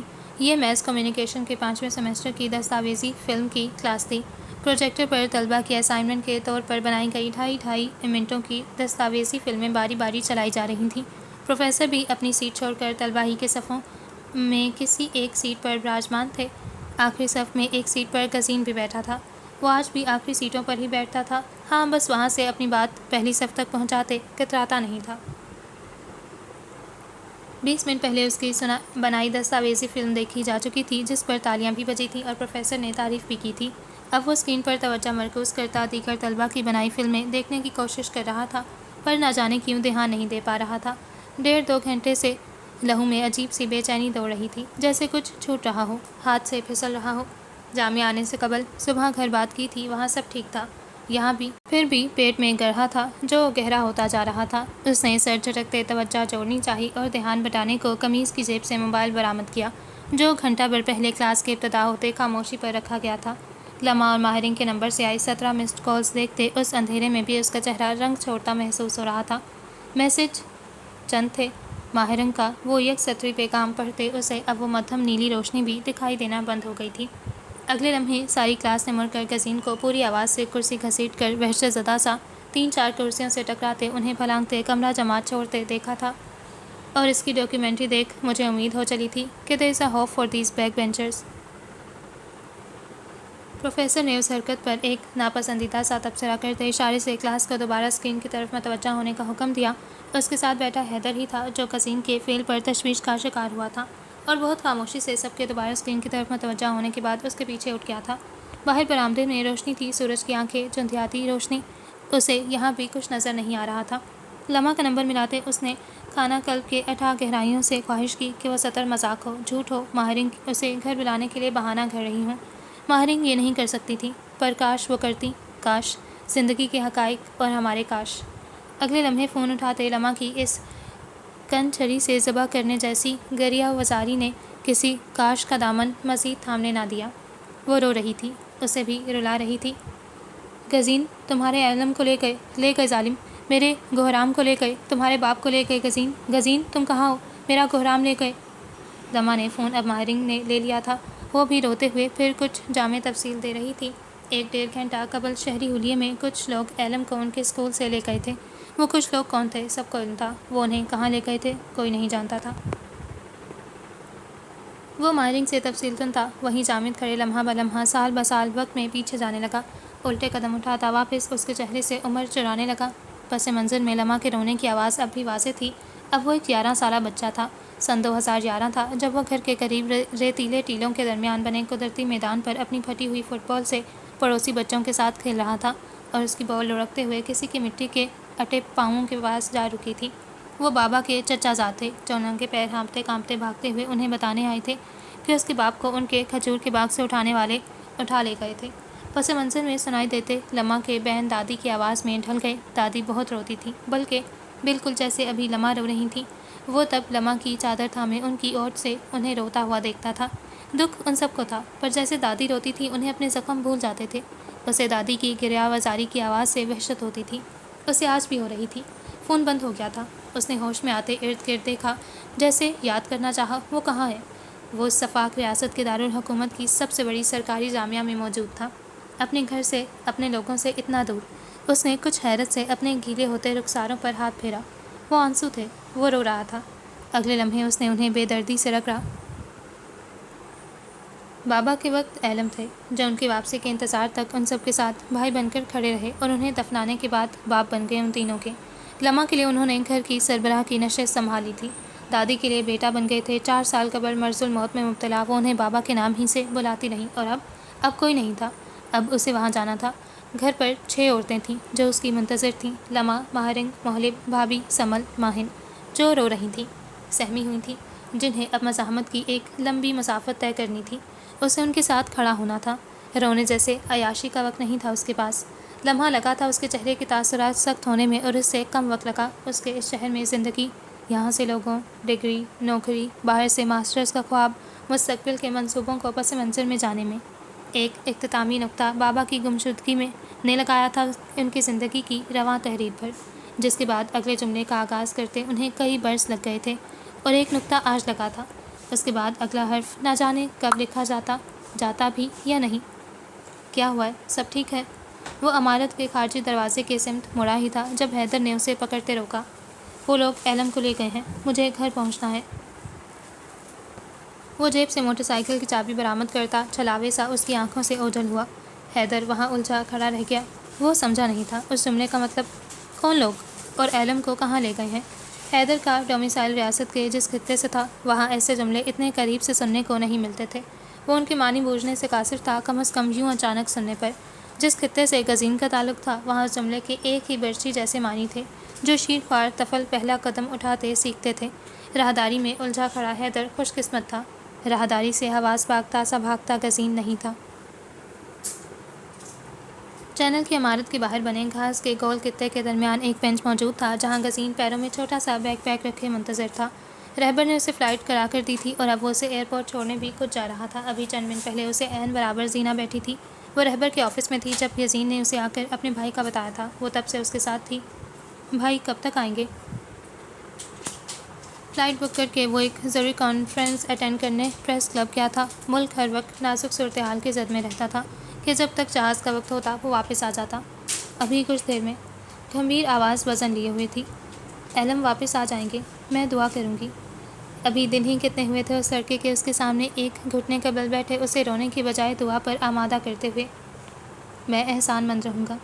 اس کی روح تک منجمد ہو چکی تھی اس وقت۔ ایسے مت کہو۔ اسے تکلیف ہوئی۔ سر جھکائے بیٹھے اس لڑکے کے انداز پر ان کے ہاتھ بینچ پر چند انچ کے فاصلے سے جمے تھے۔ واپس کب آؤ گے؟ یہ سوال بلا اجازت منہ سے برآمد ہوا۔ وہ ابھی گیا بھی نہیں تھا اور وہ واپسی کے متعلق پوچھ رہی تھی۔ غزین نے خفیف سا سر اٹھائے نگاہ کا زاویہ ترچھا کیے اسے دیکھا اور پھر دوبارہ اسے اپنے قدموں کے قریب گھاس پر مرکوز کر لیا۔ واپسی شاید دنوں میں ہوتی، ہفتوں میں، مہینوں میں یا پھر سالوں میں، وہ نہیں جانتا تھا۔ بعض خاندان دہائی سے اوپر کے عرصے سے ابس ایڑیاں رگڑتے آ رہے تھے۔ کوئی ضمانت نہیں تھی، اتنی بھی نہیں کہ واپسی اب ہوگی یا بھی نہیں۔ میں انتظار کروں گی۔ وہ اسے نہیں دیکھ رہی تھی۔ چہرے پر کوئی تاثر نہیں تھا پر جملہ اتنا بھی معمولی نہیں تھا۔ وہ اعتراف سا تھا، وزن رکھتا تھا۔ غزین نے بے حد غیر آرام دہ ہوتے آنکھیں میچیں۔ اس کی آواز اس قدر ہی سپاٹ ہوئی تھی۔ تمہیں نہیں کرنا چاہیے، میں پھر بھی کروں گی۔ تم بتاؤ، کیا واپس آؤ گے؟ ہر دھرمی اس لڑکی کی شخصیت کا خاصہ تو کبھی نہیں رہی تھی۔ وہ کون سی ضمانت چاہ رہی تھی اس سے؟ اس کے پاس دینے کو تھا ہی کیا؟ تم تو جا رہی ہو۔ اس نے پہلو تہی چاہی۔ انتظار تو کہیں بھی رہ کر کیا جا سکتا ہے۔ آگے بڑھ جانے والے پیچھے رہ جانے والوں کا انتظار نہیں کیا کرتے۔ لہجہ سادہ تھا اور الفاظ طنز آمیز۔ ہر قدم پر پیچھے مڑ کر دیکھتے وہ اور کیا کر رہے ہوتے ہیں۔ پیچھے مڑ کر دیکھنے والے مجسمہ بن جاتے ہیں، انتظار کا مجسمہ۔ یہ تکرار تھی، مباحثہ تھا، عبث تھا، اور وہ یہاں پھر لاجواب ہوا۔ اب وہ گردن موڑے اسے دیکھ رہا تھا۔ اس لڑکی کے چہرے پر ارادوں کی مضبوطی تھی۔ وہ ان خداخال میں نگاہ الجھانے کا ہرگز متحمل نہیں ہو سکتا تھا، نہ اسے ریت سے بھرے وعدے تھما سکتا تھا۔ اسی لمحے رہبر کی گاڑی زیر زمین پارکنگ سے نکلتی دکھائی دی۔ میں جا رہا ہوں۔ جھک کر چھوٹا سا بیگ پیک اٹھاتے وہ اٹھ کھڑا ہوا۔ جملہ عجیب تھا، اعلانیہ سا، بہت کچھ باور کرواتا ہوا، ہاتھ چھڑواتا ہوا۔ میں ساتھ چلوں؟ ایئرپورٹ تک تو وہ اسے چھوڑنے جا ہی سکتی تھی۔ وہ ساتھ ہی اٹھنے لگی۔ نہیں۔ غزین کے انداز میں اس قدر قطعیت تھی کہ زینہ اٹھتے اٹھتے بیٹھ گئی۔ نظر اٹھا کر اسے دیکھا جس کی نظریں اب سامنے موجود اس کے لیے آئی سواری پر تھیں۔ وہ اسے نہیں دیکھ رہا تھا، جاتے ہوئے بھی نہیں دیکھ رہا تھا۔ وہ اسے پہلے قدم پر ہی روک لینا چاہتا تھا کہ اسے واپسی کی مسافت سے بچا سکے، جو برہنہ پاک کرنی پڑتی ہے، جو آبلہ پاک کر دیتی ہے۔ پر کیا پہلے قدم کی واپسی آسان تھی جیسا کہ وہ سمجھ رہا تھا؟ یوں نہ تھا۔ اس نے فقط چاہا تھا یوں ہو جائے۔ اب اس کا ہر قدم گھاس کے اس گول خطے کے درمیان موجود بینچ پر بیٹھی اس لڑکی سے اسے دور لے جا رہا تھا۔ میں تمہارے لیے کون ہوں اور تم میرے لیے؟ کتاب حب کا کون سا باب ہماری کہانی کو اپنائے گا؟ یہ انکہا جذبہ، نہ ہجر نہ وصال، صرف ایک درد، ایک مستقل یاد دہانی کہ کچھ بہت خاص داؤ پر ہے۔ انگریزی نظم کا ترجمہ۔ گاڑی میں بیٹھتے رہبر نے غزین کو شکستہ چال چلتے اس کی گاڑی تک آتے اور پھر دروازہ کھول کر سوار ہوتے دیکھا۔ اس کے قدموں میں دوہری شکستگی تھی اور چہرے پر دوہری رائیگانی۔ پھر نگاہ ونڈ شیلڈ کے پار بینچ پر بیٹھی اس لڑکی کو دیکھا جو چہرے پر درد کی نہ جانے کتنی تحریر رقم کیے گاڑی کی سمت ہی دیکھ رہی تھی، پر وہ اسے نہیں دیکھ رہی تھی۔ رہبر نے ایک نظر پھر ساتھ موجود شخص کو دیکھا جسے وہ دیکھ رہی تھی۔ ایک وہ لڑکی تھی جس نے کسی عہد و پیما کے بغیر آنکھوں میں انتظار کے تارے چن لیے تھے، اور ایک یہ لڑکا تھا جو یہاں بنائی اپنی ساری زندگی ترک کیے اپنی دنیا میں لوٹ رہا تھا۔ ایک طویل تھکا دینے والی جنگ لڑنے، میدان جنگ میں اترنے والے جذبات کی بیڑیاں پہن کر نہیں اترا کرتے۔ وہ طارق الخواب ہو سکتا تھا تو طارق المحبت بھی۔ ان دونوں کو دیکھتے اسے اس مسلط کا وہ تیسرا فریق یاد آیا جو اس وقت ان سب سے چند میل دور کسی ملک کے سفارت خانے کی انتظار گاہ میں ویزا اپلیکیشن کے انٹرویو کا منتظر بیٹھا تھا، جو محبت کو ہاتھ بڑھا کر پا لینا چاہتا تھا اور جس کے لیے وہ ہر کوشش کرنے کو تیار تھا، جو ہر طرح کی حوصلہ شکنی کے باوجود اسے آزمانے پر مصر تھا۔ وہ مسلط تھی تو کسی ایک کا خالی ہاتھ رہ جانا، کوئی ایک دل ٹوٹنا طے تھا۔ رہبر کو اس لمحے احساس ہوا وہ تینوں ہی اس کے کتنے عزیز تھے، اور وہ تینوں ہی کا دل ٹوٹنے سے محفوظ رکھنے میں کس قدر بے بس۔ گاڑی سڑک پر ڈالتے اس نے بوجھل ہوتی فضا اور اپنی منتشر سوچوں سے بچنے کے لیے ہاتھ بڑھا کر ساؤنڈ سسٹم آن کیا۔ اب سارے میں بنا موسیقی کی گھمبیر آواز میں پڑھی گئی ایک غزل گنگنانے لگی۔ دعا میں التجا نہیں تو عرض حال مسترد، سرشت میں وفا نہیں تو سو جمال مسترد۔ غازی کی آنکھیں کھڑکی کے پار ٹکی تھیں، وہ خاموشی اور اس کا توڑا جانا محسوس نہیں کر پایا۔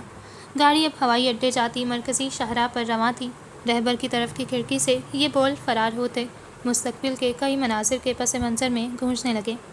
یہ چند دن بعد رہبر کے آفس کا منظر تھا۔ وہ غزین کی جگہ عارضی طور پر پر کرنے کے لیے انٹرویو کر رہا تھا۔ آنے والا ہر امیدوار دکھنے میں بہت پالشڈ اور زبانی غیر پر عبور کا حامل تھا۔ رہبر نے آخری امیدوار کے جاتے انٹرویو کی فائل کچھ بیزاری سے ٹیبل پر پھینکتے سر پیچھے کرسی پر گرا لیا۔ 3 گھنٹے کی مشق کا نتیجہ صفر آیا تھا۔ اگر حسن اور غزین اسے یہ کرتے دیکھ لیتے تو اس پر خوب ہنستے۔ یہ ایک خیال تھکان زدہ خد و خال پر مدھم مسکراہٹ کا باعث بنا۔ ادب نہیں تو سنگ و خشت ہیں تمام ڈگریاں، جو حسن خلق ہی نہیں تو سب کمال مسترد۔ کچھ مزید دن آگے پھسلے تھے۔ یہ زینا کا کمرہ تھا جہاں اتباع اسے بہت خاموشی سے بستر پر کھلے سوٹ کیس میں سامان ڈالتے دیکھ رہی تھی۔ کل اس کی فلائٹ تھی، وہ جا رہی تھی۔ اس کے چہرے پر کئی چیزیں تھیں جو معمولی نہیں تھیں۔ ستا ہوا چہرہ، سرخ آنکھیں اور پیشانی پر بالوں کی لکیر کے پاس لگی وہ بینڈیج۔ اس نے غزین کے جامعے کے باقی دوستوں کے ساتھ مل کر ایلم کی گمشدگی کے خلاف پریس کلب کے سامنے ایک احتجاجی کیمپ لگایا تھا، جہاں کل ریاست نے آنسو گیس شیلنگ اور لاٹھی چارج کر دیا تھا۔ جو طلباء اس سب کے باوجود منتشر نہیں ہوئے انہیں دھر کر تھانے لے گئے تھے۔ زینا بھی ان میں سے ایک تھی۔ رہبر اور انکا نے چند گھنٹوں کی کوششوں کے بعد انہیں FIR کاٹے جانے سے قبل نکال لیا تھا، اور اب وہ جا رہی تھی۔ اسے دور جا کر بھی اس کوشش سے جڑے رہنا تھا۔ وہ تھک نہیں سکتی تھی، ہار نہیں مان سکتی تھی۔ وہ کھڑی رہنا چاہتی تھی۔ دفتن کپڑوں کے ڈھیر پر دھرا فون جگمگایا۔ وہ سرت سے اٹھانے کی بجائے نظر انداز کرتی، اگر پیغام بھیجنے والا کا نام نہ دیکھ لیتی تو۔ وہ غزین کی طرف سے تھا۔ تمہیں وہاں نہیں جانا چاہیے تھا۔ ایک جملہ اور اس کے مسائل سے دور رہنے کی تاکید، اور بس۔ زینا نے فون واپس اور اس ڈھیر پر آہستہ سے پھینکا۔ اب اس کا چہرہ کچھ مزید سپاٹ ہو گیا تھا، بالکل ویسا جیسا غزین کا جاتے وقت تھا۔ عبث ہیں وہ ریاستیں جو یار نہ منا سکیں، وہ ڈھول تھاپ بانسری، وہ ہر دھمال مسترد۔ یہ ایک اور خوابگاہ تھی۔ وقت نے قدم کئی دن اور آگے لے لیے تھے۔ یہاں رات تھی اور مہرزاد پلنگ سے ٹیک لگائے نیم تراز لیپ ٹاپ کھولے یونیورسٹی کی ویب سائٹ پر اپنے ڈپارٹمنٹ کا صفحہ دیکھ رہا تھا۔ اسے اگلے ہفتے وہاں جانا تھا جہاں زینا کو گئے 2 ہفتے ہو گئے تھے۔ ابا اس کے فیصلے سے خوش تھے، امی فکر مند، اور بانو خاموش۔ وہ سب کی خوشی، خدشے اور خاموشی بس سن رہا تھا۔ جواب اس کے پاس کسی کا نہیں تھا۔ اس کا تو اپنا دل خدشے اور اندیشے ڈبوئے ہوئے تھا۔ وہ کسی کو تسلی کیا دیتا؟ وہ دل کا ہاتھ تھامے جس راہ پر سفر کرنے نکل رہا تھا۔ اس کی حوصلہ شکنی بھائی کے الفاظ کرتے تھے، بانو کی خاموشی کرتی تھی، اور حوصلہ افزائی وہ کوئی نہیں کرتا تھا۔ وہ پھر بھی اپنی سی کوشش کرنا چاہتا تھا۔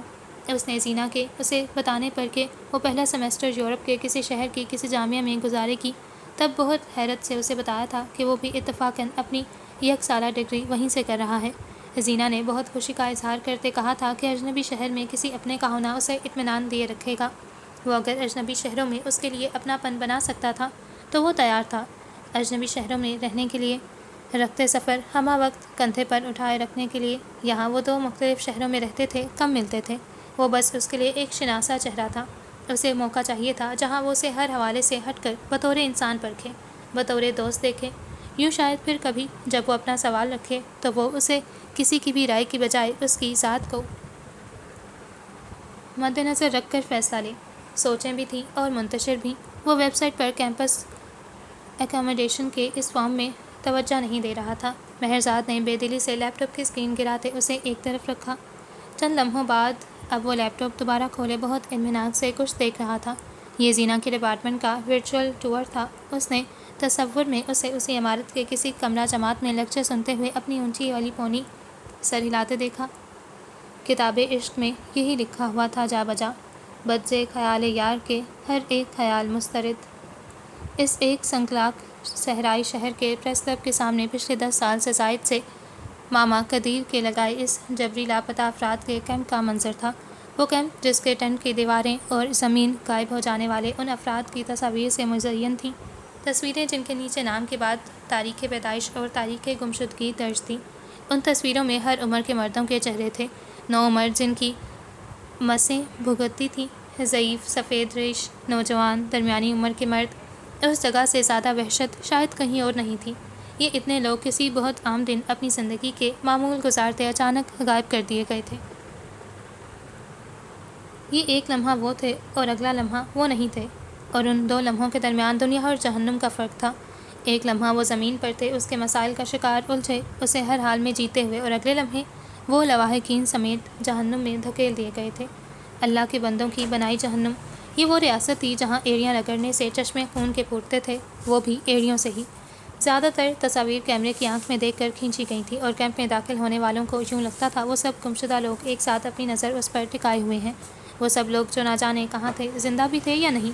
وہ لوگ جن کا شمار نہ زندوں میں ہوتا تھا نہ مردوں میں، جو زندہ تھے تو جی نہیں رہے تھے، مر گئے تھے تو دفنائے نہیں گئے تھے، اور اگر کسی نامعلوم قبر میں اجتماعی دفن ہوئے بھی تھے تو کسی نے ان کا جنازہ نہیں پڑھا تھا، انہیں غسل نہیں دیا تھا۔ ان تصاویر سے جھانکتی وہ نظریں روح میں چھید کرتی تھیں۔ آج اس کیمپ میں گزین بھی موجود تھا، لمع بھی، ماہ رنگ بھی۔ اس کے خاندان نے پچھلے 4 ہفتوں سے یہ کیمپ خالی نہیں چھوڑا تھا۔ جب تک دن غروب ہونے پر اسے سمیٹ نہیں دیا جاتا تھا، تب تک ان کے خاندان کے کم از کم 3 افراد ہمہ وقت یہاں موجود ہوتے تھے۔ عالم کی تصویر لیے، ان کی ہستی تصویر لیے۔ وہ پہلی بار اس کیمپ میں بابا کے لیے آیا تھا اور آتا رہا تھا، جب تک ان کا بے جان مشق شدہ وجود اسے بیاباں سے برآمد نہیں ہوا تھا۔ اس بار بھی وہ بیٹھے رہیں گے، امید تھامے، علم کے مل جانے تک، یا پھر امید کے ختم ہو جانے تک۔ یہ آخری امکان اس گھرانے کے ہر فرد کی سانس روکے رکھتا تھا۔ امید تھی اور کافی تھی۔ بابا کے وقت ذرائع ابلاغ اتنے زیادہ نہیں تھے، اتنی چیخیں کہیں پہنچتی نہیں تھیں۔ آج وقت مختلف تھا، اس ایک معاملے میں آسان بھی، اور چونکہ وقت مختلف تھا تو امید تھی نتیجہ بھی مختلف ہوگا۔ آج کیمپ میں حسب اختلاف کے کچھ رہنما ان سے اظہار یکجہتی کو آئے تھے، اور ان کے آنے کی خبر سنتے اس نے بہت سختی سے ماں اور بہنوں کو ان کے سامنے رونے سے روکا تھا۔ اس اتحاد کی قیادت وہی پارٹی کر رہی تھی جو بابا کی گمشدگی کے وقت حکومت میں تھی۔ انہیں ان سے کوئی ہمدردی نہیں چاہیے تھی۔ وہ جانتے تھے وہاں موجود صرف اس لیے تھے کہ اگر ان کی آمد کے طفیل مین اسٹریم میڈیا، جو ویسے تو انہیں نظر انداز کرنے کا پابند تھا، کچھ منٹ کیمروں کا رخ ان کی فریاد کی سمت کر سکتا تھا تو ٹھیک تھا۔ پھر یہ سودے بازی تھی تو سودے بازی صحیح، سیاست تھی تو سیاست صحیح۔ حسب اختلاف کے وفد میں آئی وہ عورت لمع کو گلے لگائے پوری کوشش میں تھی کہ انہیں رلا سکے۔ آنسو ایک اچھے فوٹو آپ کے ضامن تھے۔ لمع جو عالم کی گمشدگی کے دن سے مسلسل ایک جملہ دہراتے رو رہی تھیں کہ جس درد زا سے گزر کر انہوں نے جس بیٹے کو جنم دیا، اس کی گمشدگی سے لے اب تک وہ اسی تکلیف میں مبتلا ہے۔ تب وہ درد چند گھنٹوں پر محیط تھا اور اب بڑھ کر لامتناہ ہی ہو گیا تھا۔ آج ان کی آنکھیں خوش تھیں، صحرائی، بنجر۔ انہیں اس عورت کے ساتھ لگے رونا نہیں آ رہا تھا جس کا باپ ان کے شوہر کی گمشدگی اور قتل کے وقت حکمران تھا۔ اس عورت نے ان کا روایتی لباس زیب تن کیا ہوا تھا، لیکن اس کی قیمت شاید وہاں بیٹھے افراد کی 6 ماہی آمدنی سے زیادہ تھی۔ اس کے ہاتھ جس کی ان عورتوں کے آنسو پہنچنا چاہتی تھی، وہ اتنے نرم تھے کہ معلوم ہوتا تھا کہ مشقت کے نام پر انہوں نے شاید اشارے کر کے حکم ہی دیے ہوں گے۔ ان ہاتھوں کی زندگی بھر کی مشقت ان مزدور پیشہ لوگوں کی ہفتے بھر کی مشقت سے کم تھی۔ وہ وفد مصر تھا، یہ جتانے پر کہ حکومت ان کے درد سے کس قدر لا تعلق ہے اور وہ کس قدر فکر مند، اور یہ کہ اگر وہ حکومت میں ہوتے تو یوں آنکھیں پھیرے نہ بیٹھے ہوتے جیسے یہ آج کی کہانی تھی، اور اس سے پہلے حکومت میں بیٹھ کر انہوں نے مختلف رویہ اپنایا تھا، جیسے وہ خود اور وہاں بیٹھے لوگ نہیں جانتے تھے کہ اس ریاست میں اقتدار پارلیمان سے کس قدر پرے کی کوئی شے تھی۔ وہاں بیٹھے وہ افتتانے گانے خاک ان ہمدردیوں کے اصل سے آگاہ تھے، ان شیریں لفظوں کے کھوٹ سے واقف تھے، سو وہ سر سے بیٹھے تھے، ان سے ملنا ان کی مجبوری تھی۔ کہو سنو ملو مگر بڑی ہی احتیاط سے، مٹھاس بھی تو زہر ہے جو اعتدال مسترد۔ یہ جامعہ کا اونچی چھتوں والا کتب خانہ تھا، جہاں ایک نسبتاً ویران گوشے میں ایک مستطیل میز کے مخالف اطراف میں بچھی کرسیوں پر مہربانوں اور سنان موجود تھے۔ آج اس کا بطور RA پہلا دن تھا۔ اس کی CV اچھی تھی، اسے کام آتا تھا۔ مہربانوں نے بس یہ 2 چیزیں ہی دیکھی تھیں۔ مقالے کے متعلق سنان کو تفصیلاً آگاہ کرنے کے ارادے سے لیپ ٹاپ کا لڈ اٹھاتے اس مسکراتی آنکھوں والے چہرے کو دیکھا۔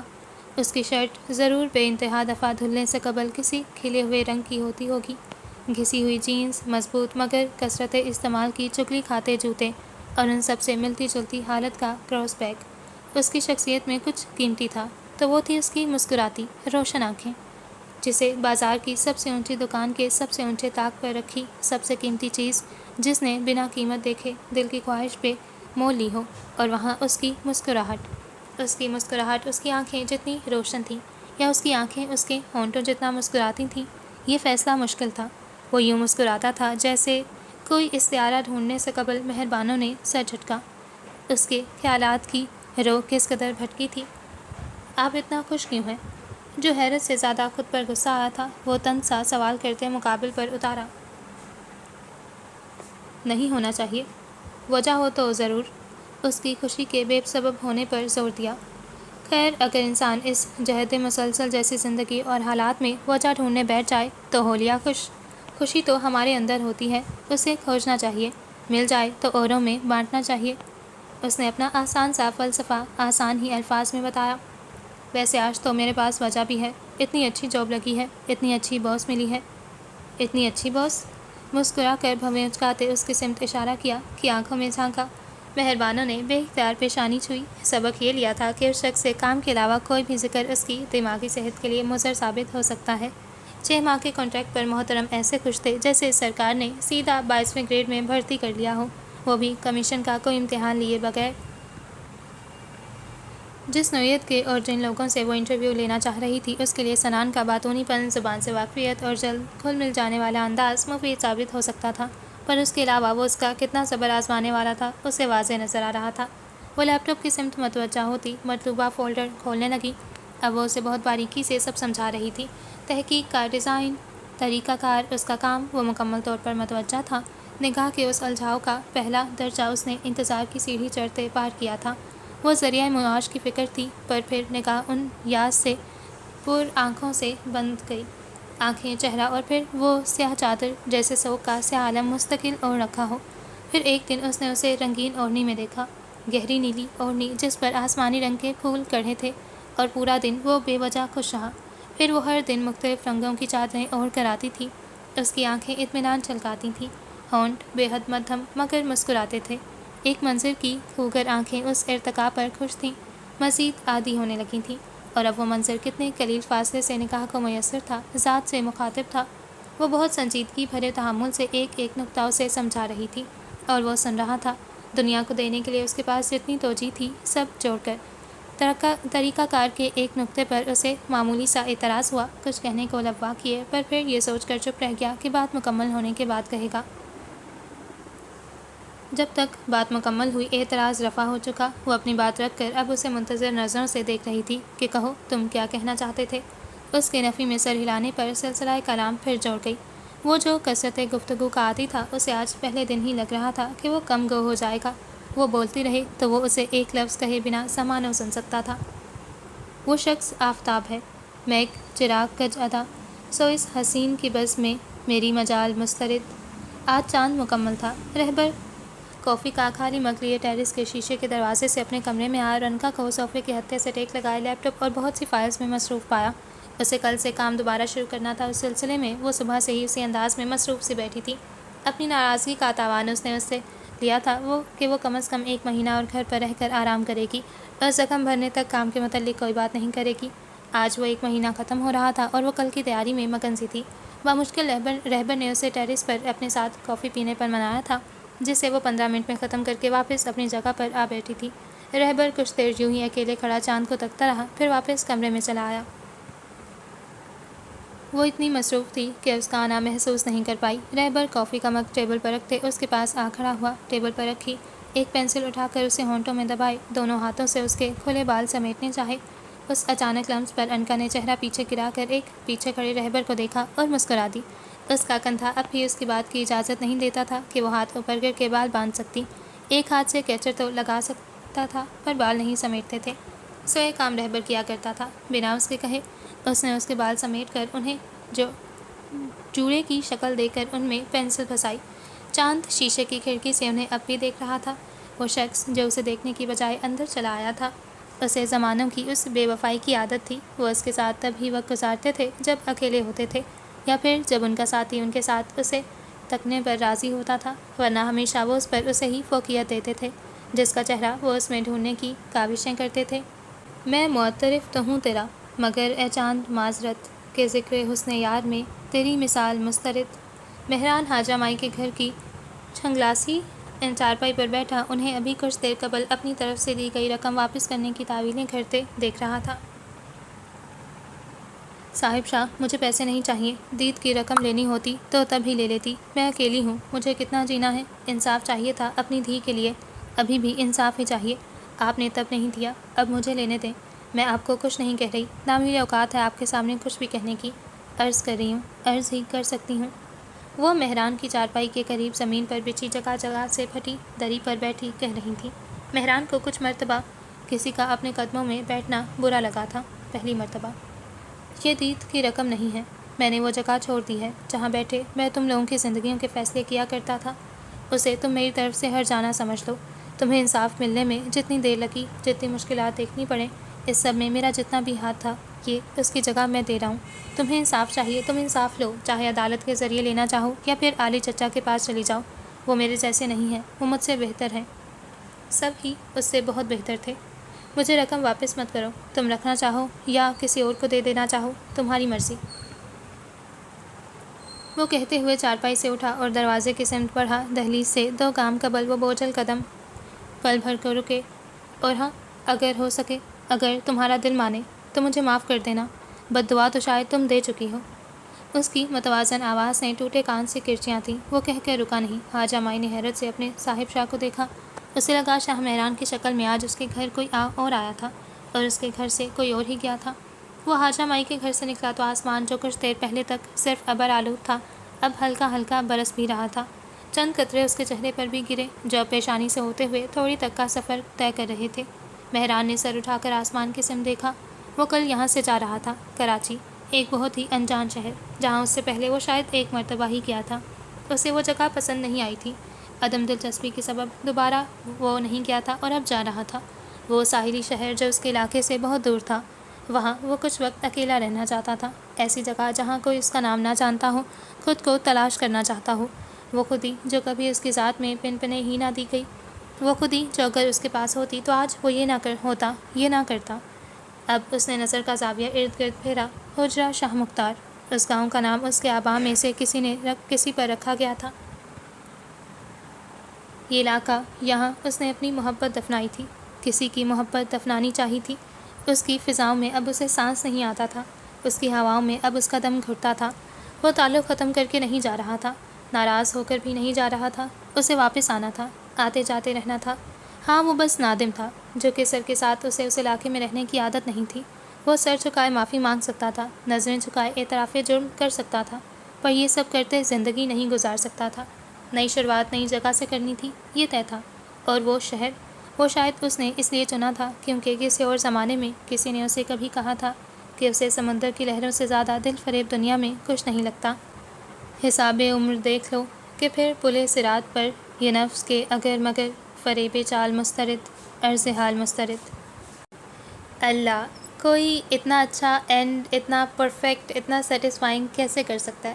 بہت اچھا رائٹنگ سٹائل تھا، بہت میچور رائٹنگ، ہر کریکٹر کو وہ ساتھ لے کر چلیں اور انہوں نے سیٹسفائنگ اینڈنگ کی. مجھے بہت پسند آیا. آپ لوگ اپنے ریویو ضرور شیئر کیجیے گا. اور اس کے بعد بہت مزے کا ناول آ رہا ہے، full of mystery and thrill. I hope آپ لوگوں کو پسند آئے. Stay tuned, do subscribe, like and drop a cute comment below. Thank you so much for watching. رب راکھا.